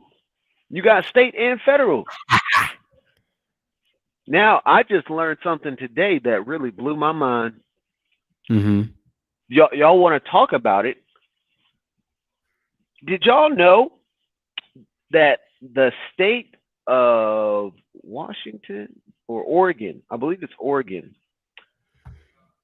is looking to pass legislation to decriminalize cocaine and meth? Excuse me? You heard what I said. Excuse me? Yes. They're looking to open up the floodgates. Liberals, Democrats, again, Democrats are looking to legalize cocaine and meth. Hold on, bro. Let me go fact check that. Yeah, you can go fact check it. What the everlasting? Yes, sir. I heard it from a fellow trucker. Yes, sir. Yes, sir. Yes, sir. You said Washington? Yeah, it's either Washington State or Oregon, bro. Yeah. Yep. Oregon. Gloves off. Yeah. Yeah, gloves are about to be off. Legalization. Cocaine. Oregon just decriminalized all drugs. I'm sorry. Did you say that? Could you say that again? Oregon just decriminalized all drugs. Here's why voters passed this groundbreaking. So is that a fact or fiction? Ooh, hold on. This is from U.S. News and World Report. Possessing heroin, cocaine, methamphetamine, and other drugs for personal use is no longer a criminal offense in Oregon. Excuse me? What are we doing here, bro? Wait a minute, bro. Oh, what is that? Did you hear what I said? Come on. Yeah, Latita. Come on. Hold on. Is that 45? Did 45 pass that? No, he didn't. Did 45 pass that? That's tough. Yeah, I knew that was her. Oh, James. Yeah, that's Did a Democrat pass that or a Republican? Let me see. Who knows? See, Oregon became the first state in the United States to decriminalize the possession of all drugs on November 3rd, 2020. Ballot funded by the drug insurance nonprofit passed 58% of the vote. Oh, while y'all were sleeping. Ooh. Yeah. Wow. Hey, bro, those drugs are still against the law as selling them. Oh, y'all was still full on. Y'all was getting ready for Thanksgiving, turkey, all that shit. Come on, bro. Ooh, hey, bro, that's tough. Let me see. Oregon, and Christmas. 1971, President declared drugs to be public enemy number one. This is partly due to national addiction and also because there's simply limits to how much punishment can deter crime. What? You said it, 1971. That was when the war on drugs started. Right. But I guess my man didn't let his phone probably that, but we learned something here. But yeah, Brian, I just looked at Latita, yeah, it hurt. It came back. Okay, hold on. Because criminalizing drugs does not really prevent drug use. You know how I do, bro. You know how I do, big brother. Decriminalize does not really increase it. Portugal, which decriminalized the personal possession of all drugs in 2001 in response to high illicit drug use, has much lower rates of drug use than the European average. Use of cocaine among young adults aged 15 to 34, for example, is 0.3% in Portugal compared to 2.1% in Europe. Wow. Now, here's what's funny, bro. There's only 7 people watching right now. Mm-hmm. Now, again, those 7 people just saw you fact check what I just said. Fact check the hell out you. Right. Now it's 8. So clearly, bro. Clearly. Now, again, it's only 8 people watching now. Right. But who knew that? Right. Who knew that?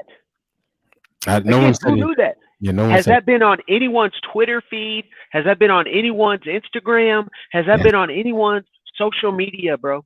It's about to be on mine. Come on, dog. Again. So again, I just want y'all to see who Uncle Leonard is. Bad message to them and influences their pursuit of risk. Oh my God, this is great research. Also shows that for some people, particularly the young, banning a behavior makes it more alluring. That sounds like a fair skin problem. Research also shows that for some people, defining drugs as a health concern rather than a crime could actually make them less appealing to young Oregonians. Wow. Come on, so bro. Mainly, again, if we're gonna do race, come on, bro. That's what I'm saying. So who's racist? Right. Who's racist? Who's racist? Now, again, so just armed with that knowledge, I'm going to move to Oregon.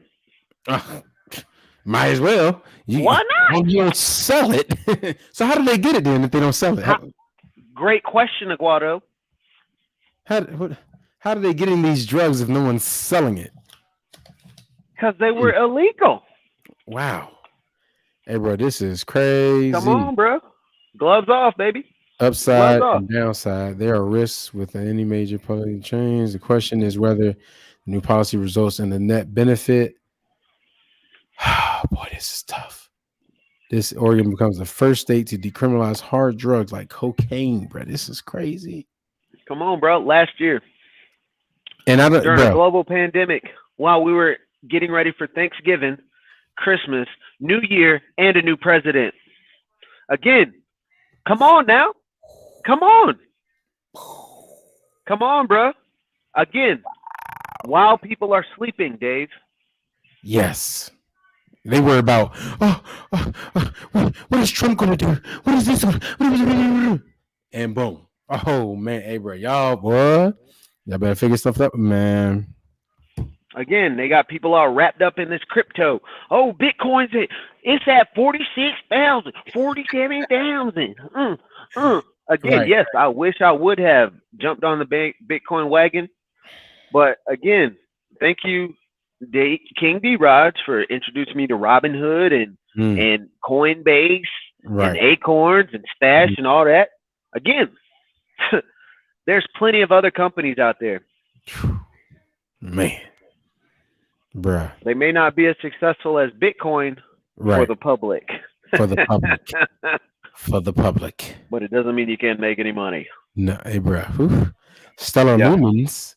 Come on, bro. Pretty good.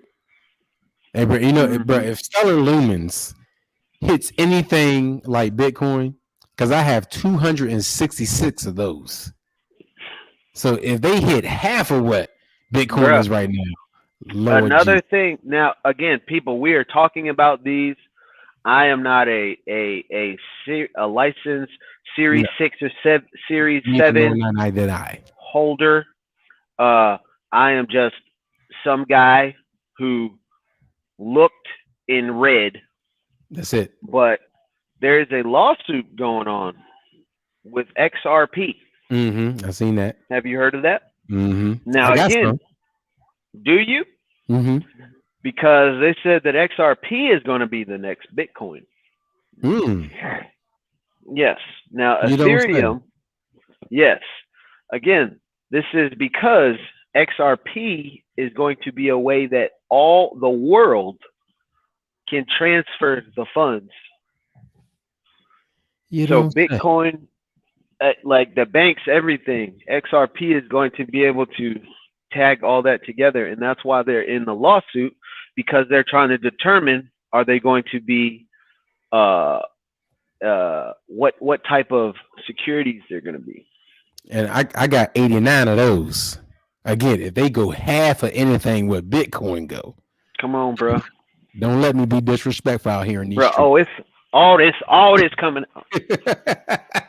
All that. All that. All that. Yes. All that. Oh, hey, all that. And that's again, I just trinkle, just put a little bit over there, you know what I'm saying? And I just leave it in there, just let it be. Yeah. And again, I just see my Coinbase just go up and up and up. So speaking of crypto, have you invested in any of this Dogecoin? Bro, believe it or not, yes, I have. I did, because again, Dogecoin is like Bitcoin, bro. Because again, 7 years ago, when I was working at my last restaurant job, this dude came up to me and was like, "Hey man, have you heard of this Bitcoin?" I was just like, "Nah, bro, what's that?" He was like, "Man, it's some new thing that they're building, man. It's gaining a lot of traction." He was like, "Look into it." And I was like, "All right, yeah." And didn't think nothing more of it, bro. And so the thing with Dogecoin is that it started off like a joke. Right. It started off like a joke. Now, here's one thing that a lot of people don't realize about this cryptocurrency, bro, is that these cryptocurrencies are businesses. Again, Bitcoin isn't just a currency, people. it is an information block. Ooh. Like it has all. Again, they know exactly who has it, how much, when, where, and how. Mm-hmm. They know. And so the same with everything else. Like it's gonna attach so much information. You guys want to talk about this politics and stuff. So like again, if I take your dollar, let me see, I think I got $1 somewhere. He about to flex on y'all. Yeah, I'm not flexing. I'm not flexing. Lease driver. Oh! Yeah, I'm still here. I'm just looking for. I know I had $1, but because I try to bring it home. Would have had $1, but I laid my car today. Oh, yeah. Lease life. I'm just a company driver. Yeah, only because I was on my 10-hour break. That's all people. So the wifey probably gave you that. Yeah, she did actually. I had $1. She gave me $6. Yeah. Cause she wear the pants. Yeah. She got all the money. Hey, where is my wallet? Oh, bro, that's how you know you got. When you don't know your wallet at, that means you got money. Come on, bro. I mean, Capital One up in this joint. Ooh. What's in your wallet, nigga? Where is your wallet? And you know what's whack is that I took it off, bro. I put my wallet down because I went to go work out. They had a little gym in here. And I was like, you know what? Well, let me throw some weight around a little bit. And I mean, I didn't do anything outlandish, but it felt good to get in a little gym and be the only person in there. Yeah. And so, okay, so just let's pretend that this right here is $1. Right. So until more people get an actual Bitcoin, we'll say that a Bitcoin is representation as a quarter. So this is just my thought process, my philosophy. Bro, I got to find it. I apologize, people. Hey, do your thing, baby. We here. You know what I'm saying? Yeah. It's 6 of us in here. We ain't got nothing to do. You know what I mean? We got to learn. Some people got to learn out here in these streets. Now again, it's I'm just speaking from how I would do it if I was trying to take over a people, and not just the people but the world, right? And get everybody to do what I say for them to do. This is just if I was going to be an evil dictator, how I would think about dictating people's whole lives. Ooh. So once I find my daggum wallet, you gotta find your wallet. Yeah, I do, bro. I do. And see, that's terrible because again, a player get a little bit of freedom off the truck. Ooh-wee. And see how he do. Just get loose with it out there in these streets. Why you doing? I'm over here checking my crypto. Crypto looking real good. I'm just gonna be honest with you. I'm just saying, if I would have invested that $5, bro, come on, 10 years ago. Come on, bro. Hey, bro, y'all wouldn't know me because I would be ghost. Okay. No pun intended. Speaking of Mr. Ghost, do you still talk to Mr. Ghost? Nah, man. You know, he doing his own thing. You know, he don't like to talk to people that ain't his close friends and stuff like our living. Hold on. So you mean he don't like to talk to broke people? Nah, yeah, he don't like to talk to broke people. So you know. Yeah. So would that make him a racist? Because he's the same complexion as you and me, right? Right. I'm just saying. Bro, Whiskey Tango Foxtrot. All these other cryptos, boy, I got in on the early. If any of these other cryptos, bro, come on, man. And it's like maybe they probably scared because now people know about this crypto. Yeah, for sure. You can let too many people get up there. Exactly. It could get real ugly. Yeah, because like I said, I got 200 in this one, 100 in this one. Whew, Lord. And again, it's just like I'm frustrated with myself again because if when I was 16 and 17 and somebody would have sat me down and been like, hey, young man, hey, little brother, hey, young son, let me tell you about the stock market. Because bro, we especially growing up, these companies that's big right now.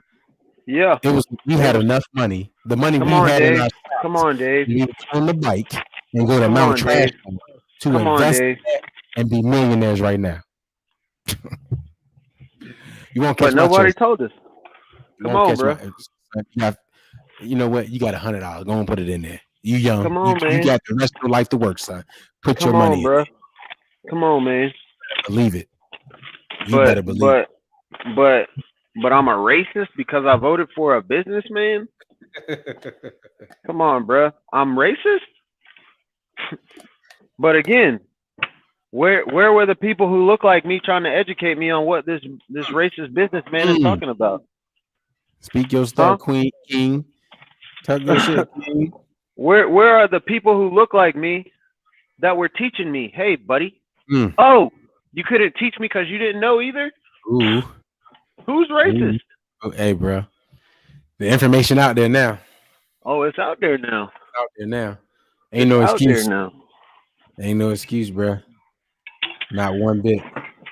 It's out there now. So yeah, bro. Like, I'm not as mad as I used to be because I'm like, again, nigga, if that's where you want to be, go on and get there. Right. But in order to get there, you got to surround yourself with like-minded people. Oh, again, every book that I read keeps talking about like-minded people. So again, it doesn't say racist people. It doesn't say white people. It doesn't say black people. It just says like-minded. That boy's talking in the joint and he away from the camera. Boy, you doing big thing, right? Come on, man. Again, that's like you found your wallet though? No. I feel like I left it in one of my shorts. And I'm looking. Hey, bro, they gonna kick you out of that hotel room. I mean, you know how they do. They make you put your card on file, so they're gonna be able to charge my card. They're gonna get their money, right? They're gonna get their money. They're gonna get their dollars. Get their monies. You heard me? Yeah, I'm gonna be the one ass out. Ooh, hey, bro. Yeah, bro. Just every day. Oh, I got it. Just wake up and just look at this crypto, boy. Yeah, I got it. So here's the thing. Oh shit, nigga. Okay. So again, this is just me thinking, right? So again, for y'all who don't really look at currency or even think about it, here's a homework assignment for you 5 people out there watching. Get them. I would like for you to go Google the largest American denomination, the largest note, the largest bank note. Look it up. Doing it. The largest bank note in the world. 100,000 pesos in American currency. Oh, my bad. But again, think about that. A $100,000 peso. Right. not a $100,000 a bill. That's an American bill. Right. You see what I'm saying? So if a Bitcoin is valued at 50,000, you see what I'm saying? Right. What's the difference? You see what I'm saying? Right. And so here's another thing that, again, you 5 can go check out. It's a $10,000 note. So never seen one. Again, no one's seen a $10,000 bill. Right. No, none of you 5 people watching can tell me who's on the $10,000 bill right now. At all. You're gonna Google it. Right. Now, here's what else you need to look at concerning that $10,000 note. They printed a specific amount. So there's a serial number on all of those notes, right? What they did was printed them for 20 years and then stopped. They're no longer in circulation. Right. Now, again, Google when they stopped printing those or putting them in circulation. When did they stop? Let's see. Hold on, let me just do this. When did they stop printing $10,000 bills? In 1969. I'm sorry, say it again. 1969. On July 14th, 1969, the Department of Treasury and the Federal Reserve System announced that currency notes and denomination of 500, 1,000, 5,000, and 10,000 would be discontinued immediately due to lack of use. So, although they were issued until 1969, they were last printed in 1945. Exactly. That's why I said. That's why I said for 20 years. Right. See that, bro? So that again, people, come on. You have to look. If you're gonna be a red pill popper or a blue pill popper, you got to decide. You got to decide where you want to be. So again, just armed with that knowledge, right? Why would they not let Bitcoin go up to $1 million or see how high they could go? Because you know why? They know exactly how many Bitcoins they're going to put into circulation. Right. You see what I'm saying? So they're only going to have, just like those $10,000 notes and $5,000 notes and $500 notes. You see what I'm saying? The Bitcoin they're going to do that, except it's going to be the world currency instead of just one country's currency. Right. So that's again, people, this is just my interpretation. I don't know anything. I was just, if I was going to take over the world and I wanted everyone to be on the same system, again, the gloves is off. So we're going to talk about it. All the way off. People that got smacked up. Come on now. So y'all want to talk about this vaccine? Oh, he about to get y'all. Y'all want to talk about this vaccine? So, again, fake news or real news, if it's circulating that they're putting nanotechnology in this vaccine. Again, this is for entertainment purposes only. We just having fun. So this is our opinions, nothing is facts, nothing like that. So there we go. Right. Again, I'm just going off of the news that I see, the media. Right. That's all we're doing. I'm just reading articles, seeing information, and I'm just interpreting, observing. I'm just a conscious observer. Salmon P. Chase is on the $10,000 bill. Who is that? Salmon P. Chase. Oh, like Chase Andrew Jackson? Ooh. Ooh. So. Okay. So President Lincoln's Secretary of Treasury, his secretary was the highest nomination. So a secretary was on the $10,000 bill. A secretary? Secretary of Treasury. What was he? What? So what? That's crazy. Come on now. The 500. But that's crazy. Come on, bro. Nobody ever thinks about this, Dave. Nobody thinks about this stuff.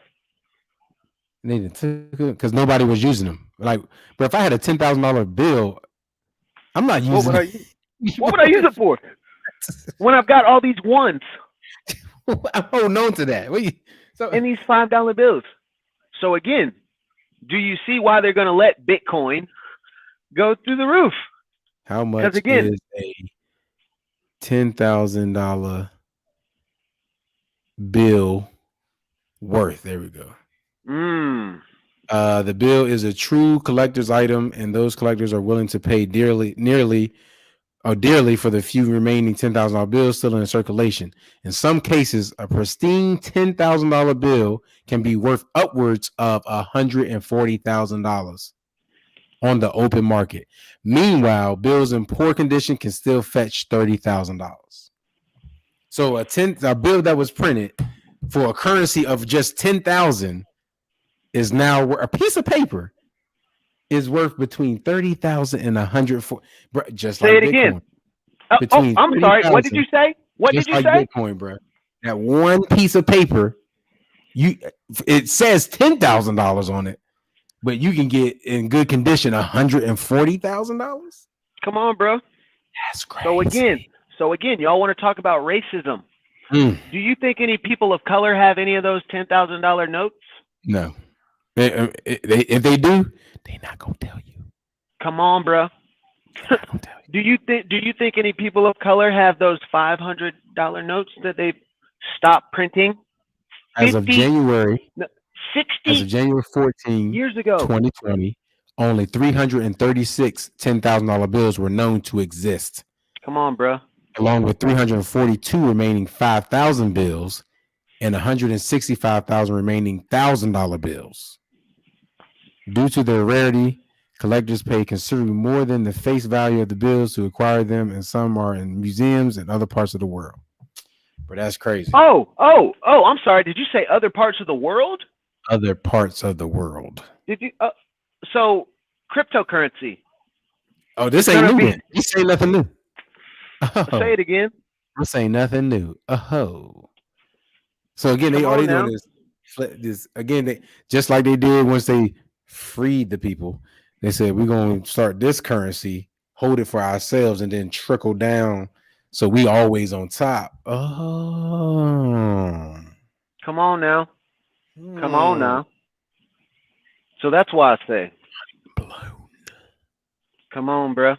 Take the gloves off. Let's take them off. We going barefisted. Come on, bro. Bare knuckle brawling. Ooh, bare knuckle brawling, bro. Tough. This Bitcoin shit is not new. This some old shit. Come on, bro. Oh. So again, if it drops back down to $2,000, doesn't matter. Come on, bro. Doesn't matter. Will you have one? Is the question. You goddamn right.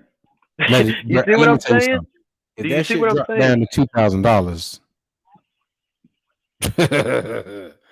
come on. You can catch me slipping. Come on, bro.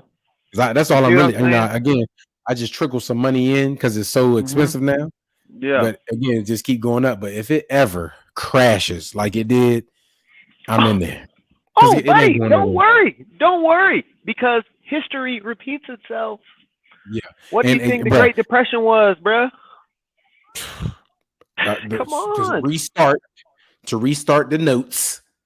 Restart the notes. Oh, let me see. So the Great Depression happened when? I forgot. Great Depression. Let me see. When was that? 1929 to 1933. Ooh. What did we just go through? A world pandemic. And what happened with all the companies, Dave, on the stock market? It began after the stock market crashed of October 1929, which sent Wall Street into panic and wiped out millions of investors. Oh, they were sitting in stop loss? How many? Millions of investors? Yeah. They hit their stop loss? Is that what they're saying? I think so. Man. Over the next 3 years, consumer spending and investment dropped, causing steep declines in industrial output, employment as failing companies laid off workers. Oh, didn't that same scenario, isn't that taking place right now? All last year this time? Unemployment rates are at an all-time high.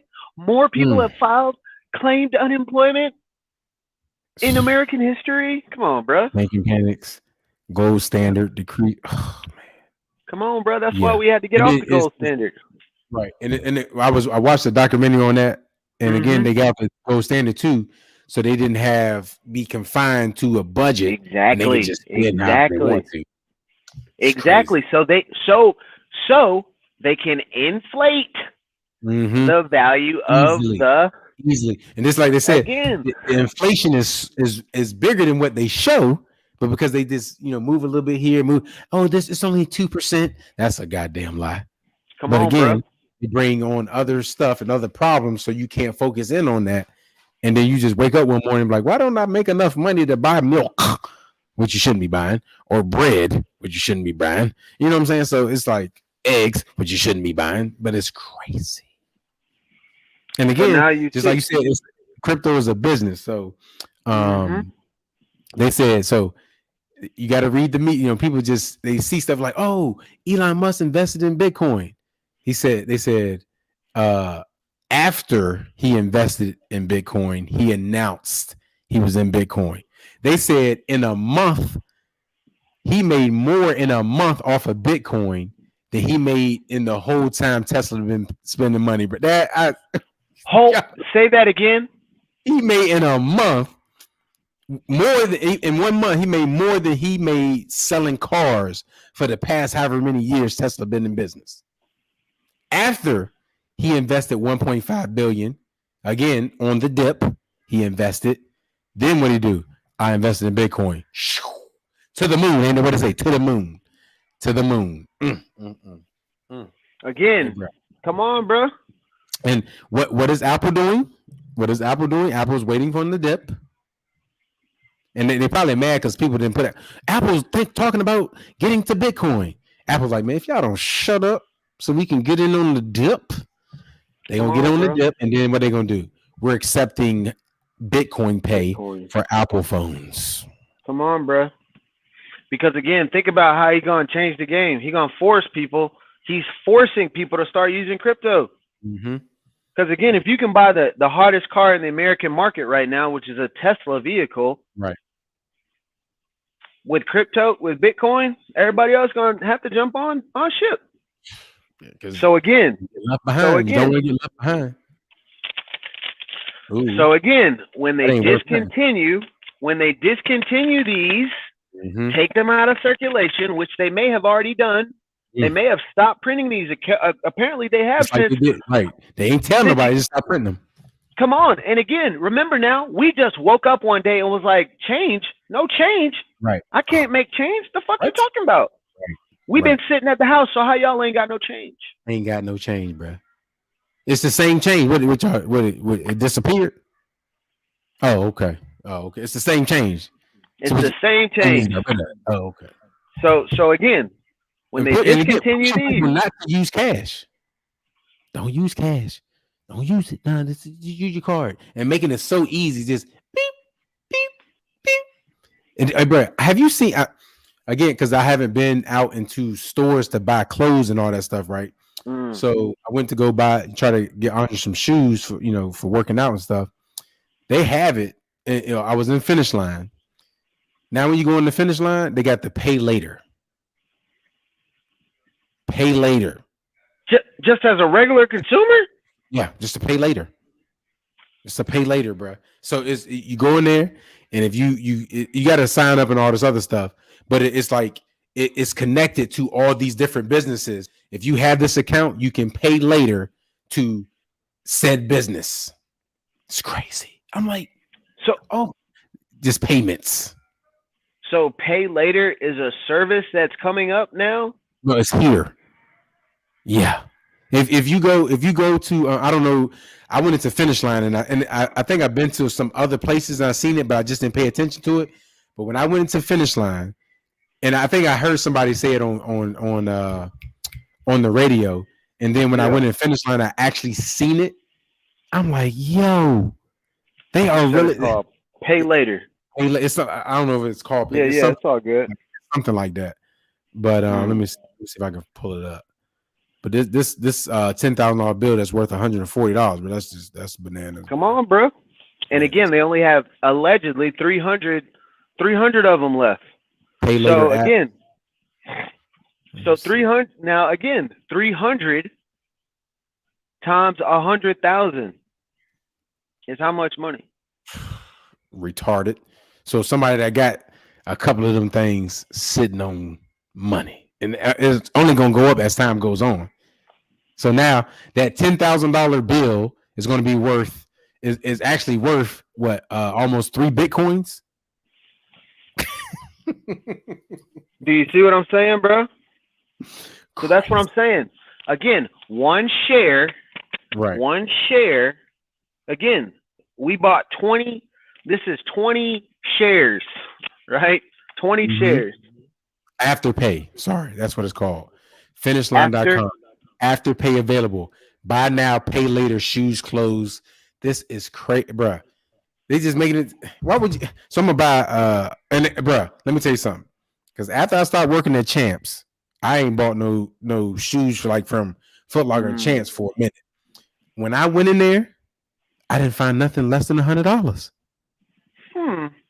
Less than $100. What? I'm like, what? I said, where your clearance shoes at?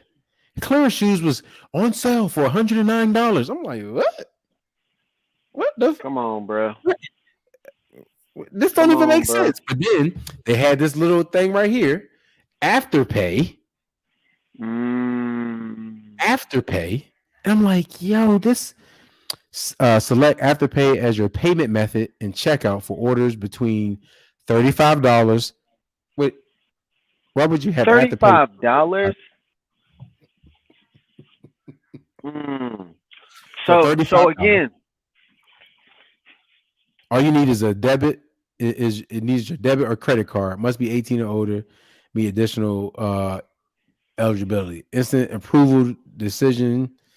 Nothing extra to pay. Always zero interest. Never any additional fees when you pay on time. Always zero interest. That's what it say. Always zero interest. Well, let me finish. Never any additional fees when you pay on time. Oh, they want to make sure you're good. Taken every 2 weeks in 4 installments. So only way they're gonna do it, they gotta be able to have automatic payment on your stuff. Wow. So, y'all want to talk about racism? Again, I got to bring it. I got to make it real for y'all. Right. Because who mainly shops at these shoe stores at Finish Line? I'm not going to say it, but we all know. And so, you know what that kind of sounds like? Again, for all you new age watchers out there, back when I was a young whippersnapper, they had this thing called layaway. Ooh, layaway. Shout out layaway. That's when you could get something and put a little something on it and then come back and put a little something on it later. I feel Andre, but I actually want to do that. I've never done it before. I want to do it. Yeah. I remember mom putting stuff on layaway. So that sounds a lot like. Can you get my pistachios? Afterpay. The ones in the box. I'm listening to my bag. No, you good. It's just like, is that history repeating itself 30 years later? Bro, this is crazy. Return and exchange. How do I? Just in the digital form. Now they order those honey roasted pistachios. Pistachios, my man. Ooh. They look delicious. This is my last day of eating for the rest of my life. Hold on, tonight? Are you starting that tonight, buddy? Yeah, or tomorrow. Well, then I got to go downstairs and get something to eat then. Ooh, yeah, you better go because you've been passing on some lie. I know you hungry. Oh, bruh. I know they already closed. Ooh, I'm sorry, bruh. Hey, bro, you got an hour. Yeah, hey, bro, yeah. And again, you can start at 1, man. It's okay. You can start at 1. Bro, why this lady just almost fall on the sidewalk again? Oh yeah, come on, bro. It's icy up there. Yeah. Yeah. Hey, don't be playing. So that's why I had to pull over and do a 34 because it's supposed to be nasty. It's supposed to be nasty out there. Now again, if y'all are true KingDrodge fans, he made a video. Didn't you make a video the other day talking about no load is worth your life? It ain't worth it, bro. It ain't worth it. Again, since we've taken the gloves off, let's talk about this crash that took place last week. It's crazy. Now again, I feel now allegedly they said only 5 fatalities took place in that Dallas 100-car pileup. That's tough. Now, because I am a professional driver, fact, I am armed with the knowledge that a vehicle, a tractor trailer, weighing it at approximately 60,000 pounds, 80,000 pounds, fully maxed out, is going to take a football field and a half on dry land. Complete stop. I'm sorry. Say that again. Dry land, and that they're going 55 miles an hour. Oh, you said 55. You know they ain't going 55. I thought it was 60, man. I thought it was going 60 miles an hour. So again, you mean to tell me that if y'all have not seen this video, it's horrific. Mm-hmm. When I saw it, I'm like, oh my gosh, oh my gosh, and you could hear the people like, oh, like total pandemonium. Right. So again, you mean to tell me that a tractor trailer going 60 miles an hour smashed into all those cars? Now, again, if you've seen the video, one of them went airborne. A few of them went airborne. Few vehicles were airborne. You mean to tell me there were only 5 fatalities? That's crazy. Are you really telling me there were only 5 fatalities out of 100 vehicles, bro? And that should look crazy, bro. It look crazy. Now again, as I was driving today in a car. Now remember, as truck drivers, we are sitting 9 feet up in the air approximately. Right. From a car's perspective, when I see the chunks of ice and snow falling off the top of these tractors and off of the top of trucks and other vehicles, I could see how if a big ass snowball. They moved up to six people dead. Oh, 6. Actually, they said at least 6. That's what they. No, when I saw it, 133 car pile up. Come on, dog. So when I saw the chunks of ice and stuff flying off of these people's vehicles, most notably tractor trailers and like trucks that sit up or SUVs, you can see how a car, if that hits your windshield, because again, you're talking about chunks of ice and snow flying off your car and just smacking your windshield. Right. So I just thought, I'm like, damn, if it's black ice on the highway and a snowball, huh? Just regular clear ice. Ain't no such thing as black ice. Don't be racist. I'm sorry. There you go, being racist. There you go. I'm sorry, that's that trucker talk. White snow again and clear ice.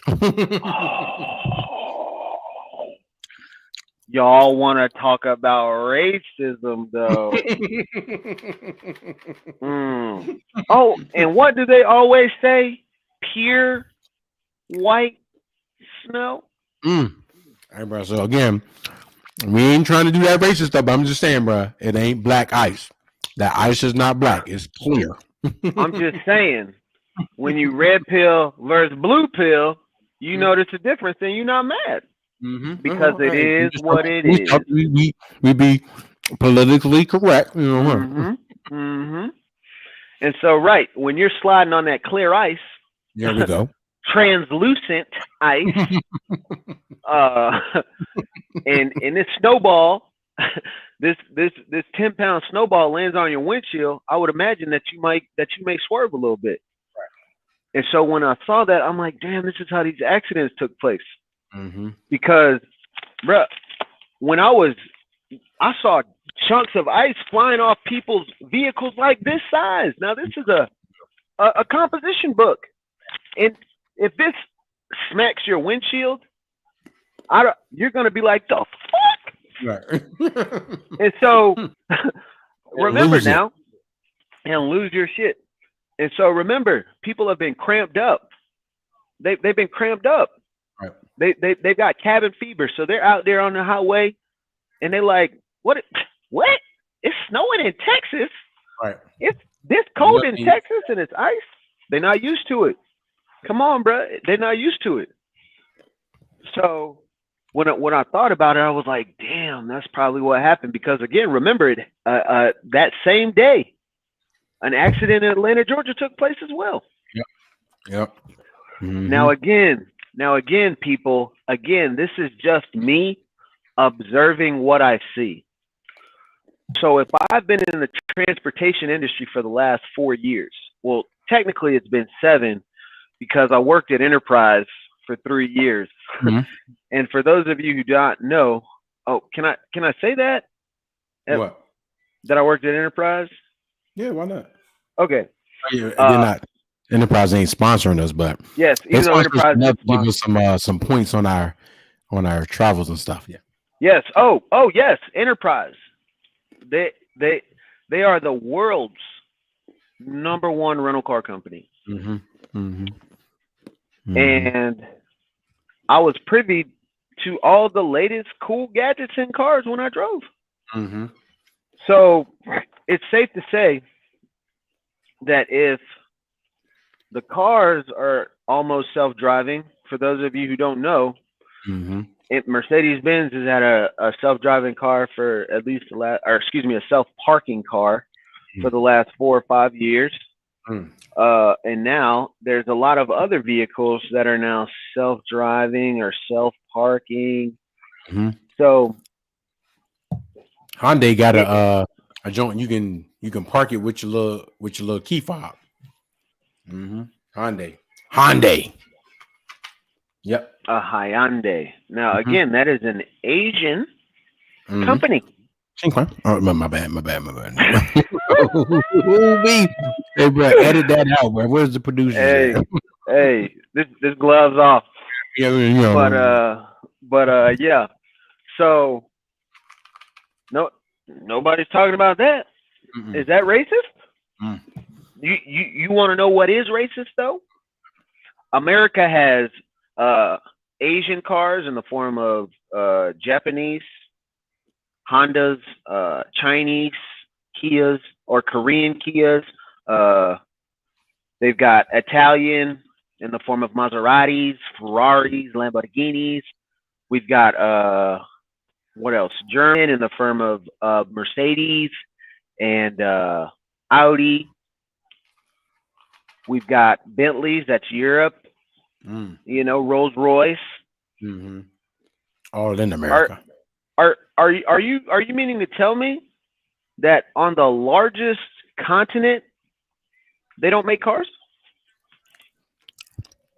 That's what it looks like. You mean to tell me that Africa, the continent of Africa, they don't make cars? There's no car makers there? Now again, for y'all 7 viewers, we appreciate you for listening to this 2 hour and 22 this 2 hour and 22 minute friend 28 plus year conversation. Again, there's no African car manufacturers. Oh, you may look and you'll see that there are some African car manufacturers. They just charge them an arm and 18 children to get it from Africa over to America. Stop playing. Is that racist? Is that racist?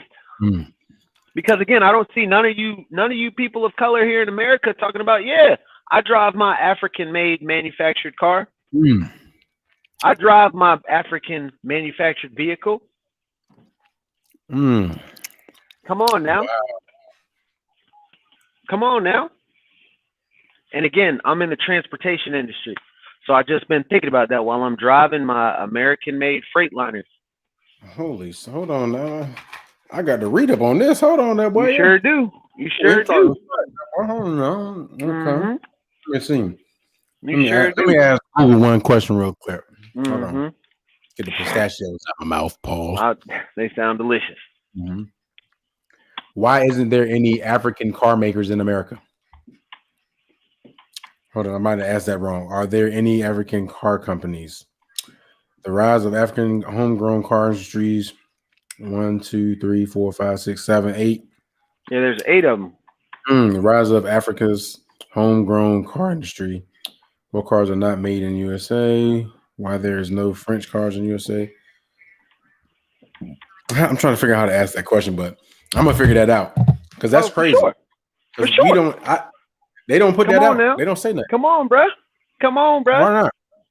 So again, does that have to do with a Democrat president or a Republican president? Because again, y'all have no problem. You have no problem pulling up in. I took the top off the Maybach. I took the top off the Maybach. Right. Come on, bro. Oh, you riding foreign, but you're not riding from the foreign manufacturers that look like you. Come on, bro. bro. You racist, bro. You want to drive that Bugatti. Now, again, I have nothing against a Bugatti, a Ferrari, a Lambo, a Corvette. Again, they're all beautiful. They're all beautiful works of art.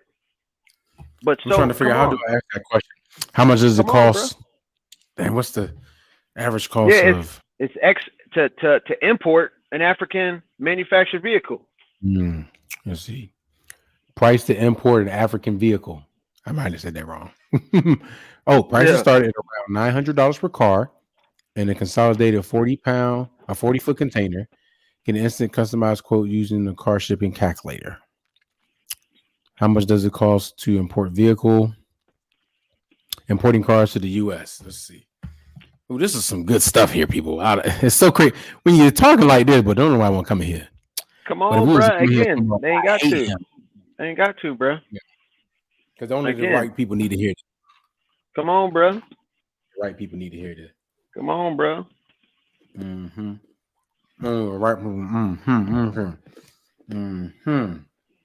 So again, this is the stuff that Uncle Leonard be thinking about. Uncle Leonard on that head, boy. Yeah, man. For the entry, and this ain't what I need. I'm gonna find it though, because I got questions. I got questions. Hey, come on, bro. Again, just like for you 6 viewers out there, did y'all know? Oh, see, I'm trying to stay positive with it. Yeah, you bet. But did you know that Tesla's S model lead engineer was a person of color? You don't say. And he actually has his own person of color sports car. You don't say. Now, again, that vehicle has been out since 2012. You lying. So 2012. You want me to fact check him again? I'm gonna fact check. Please fact check him, big dog. Big brother, fact check him. And show him a picture of it. Show him how sweet and beautiful that thing is. Let me see. What was the? What should I say? Tryon cars or Triton cars. Tryon. There we go. Ooh, this thing is sexy, boy. Come on, bro. Now again, he only made 50 of them. Come on, bro. Come on, bro. And guess what? Batmobile, bro. Come on, bro. Guess what? It's just as fast as the Bugatti, bro. They ain't gonna tell you that, so, bro. His car been faster than the Bugatti. Come on, bro. They ain't gonna tell you that. Come on, bro. Hey, bro. This shit nice than a mug, boy. Come on, bro. How much do it cost, though? Let me see. I just seen some with the price. Let me see where that price at. Go shop it real quick. Nah, we need to call people. That's what y'all doing that. And we're just gonna put the price on there to see. Oh, price. There you go.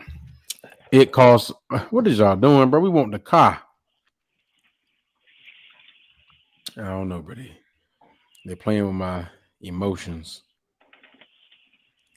Don't worry, I'll tell you. $1.3 million. There it go. Yeah, it's right there. Boom. As soon as I went to all. But they don't want y'all to pay that kind of money to that. Come on, brother. They don't want you to pay that kind of money to that person of color.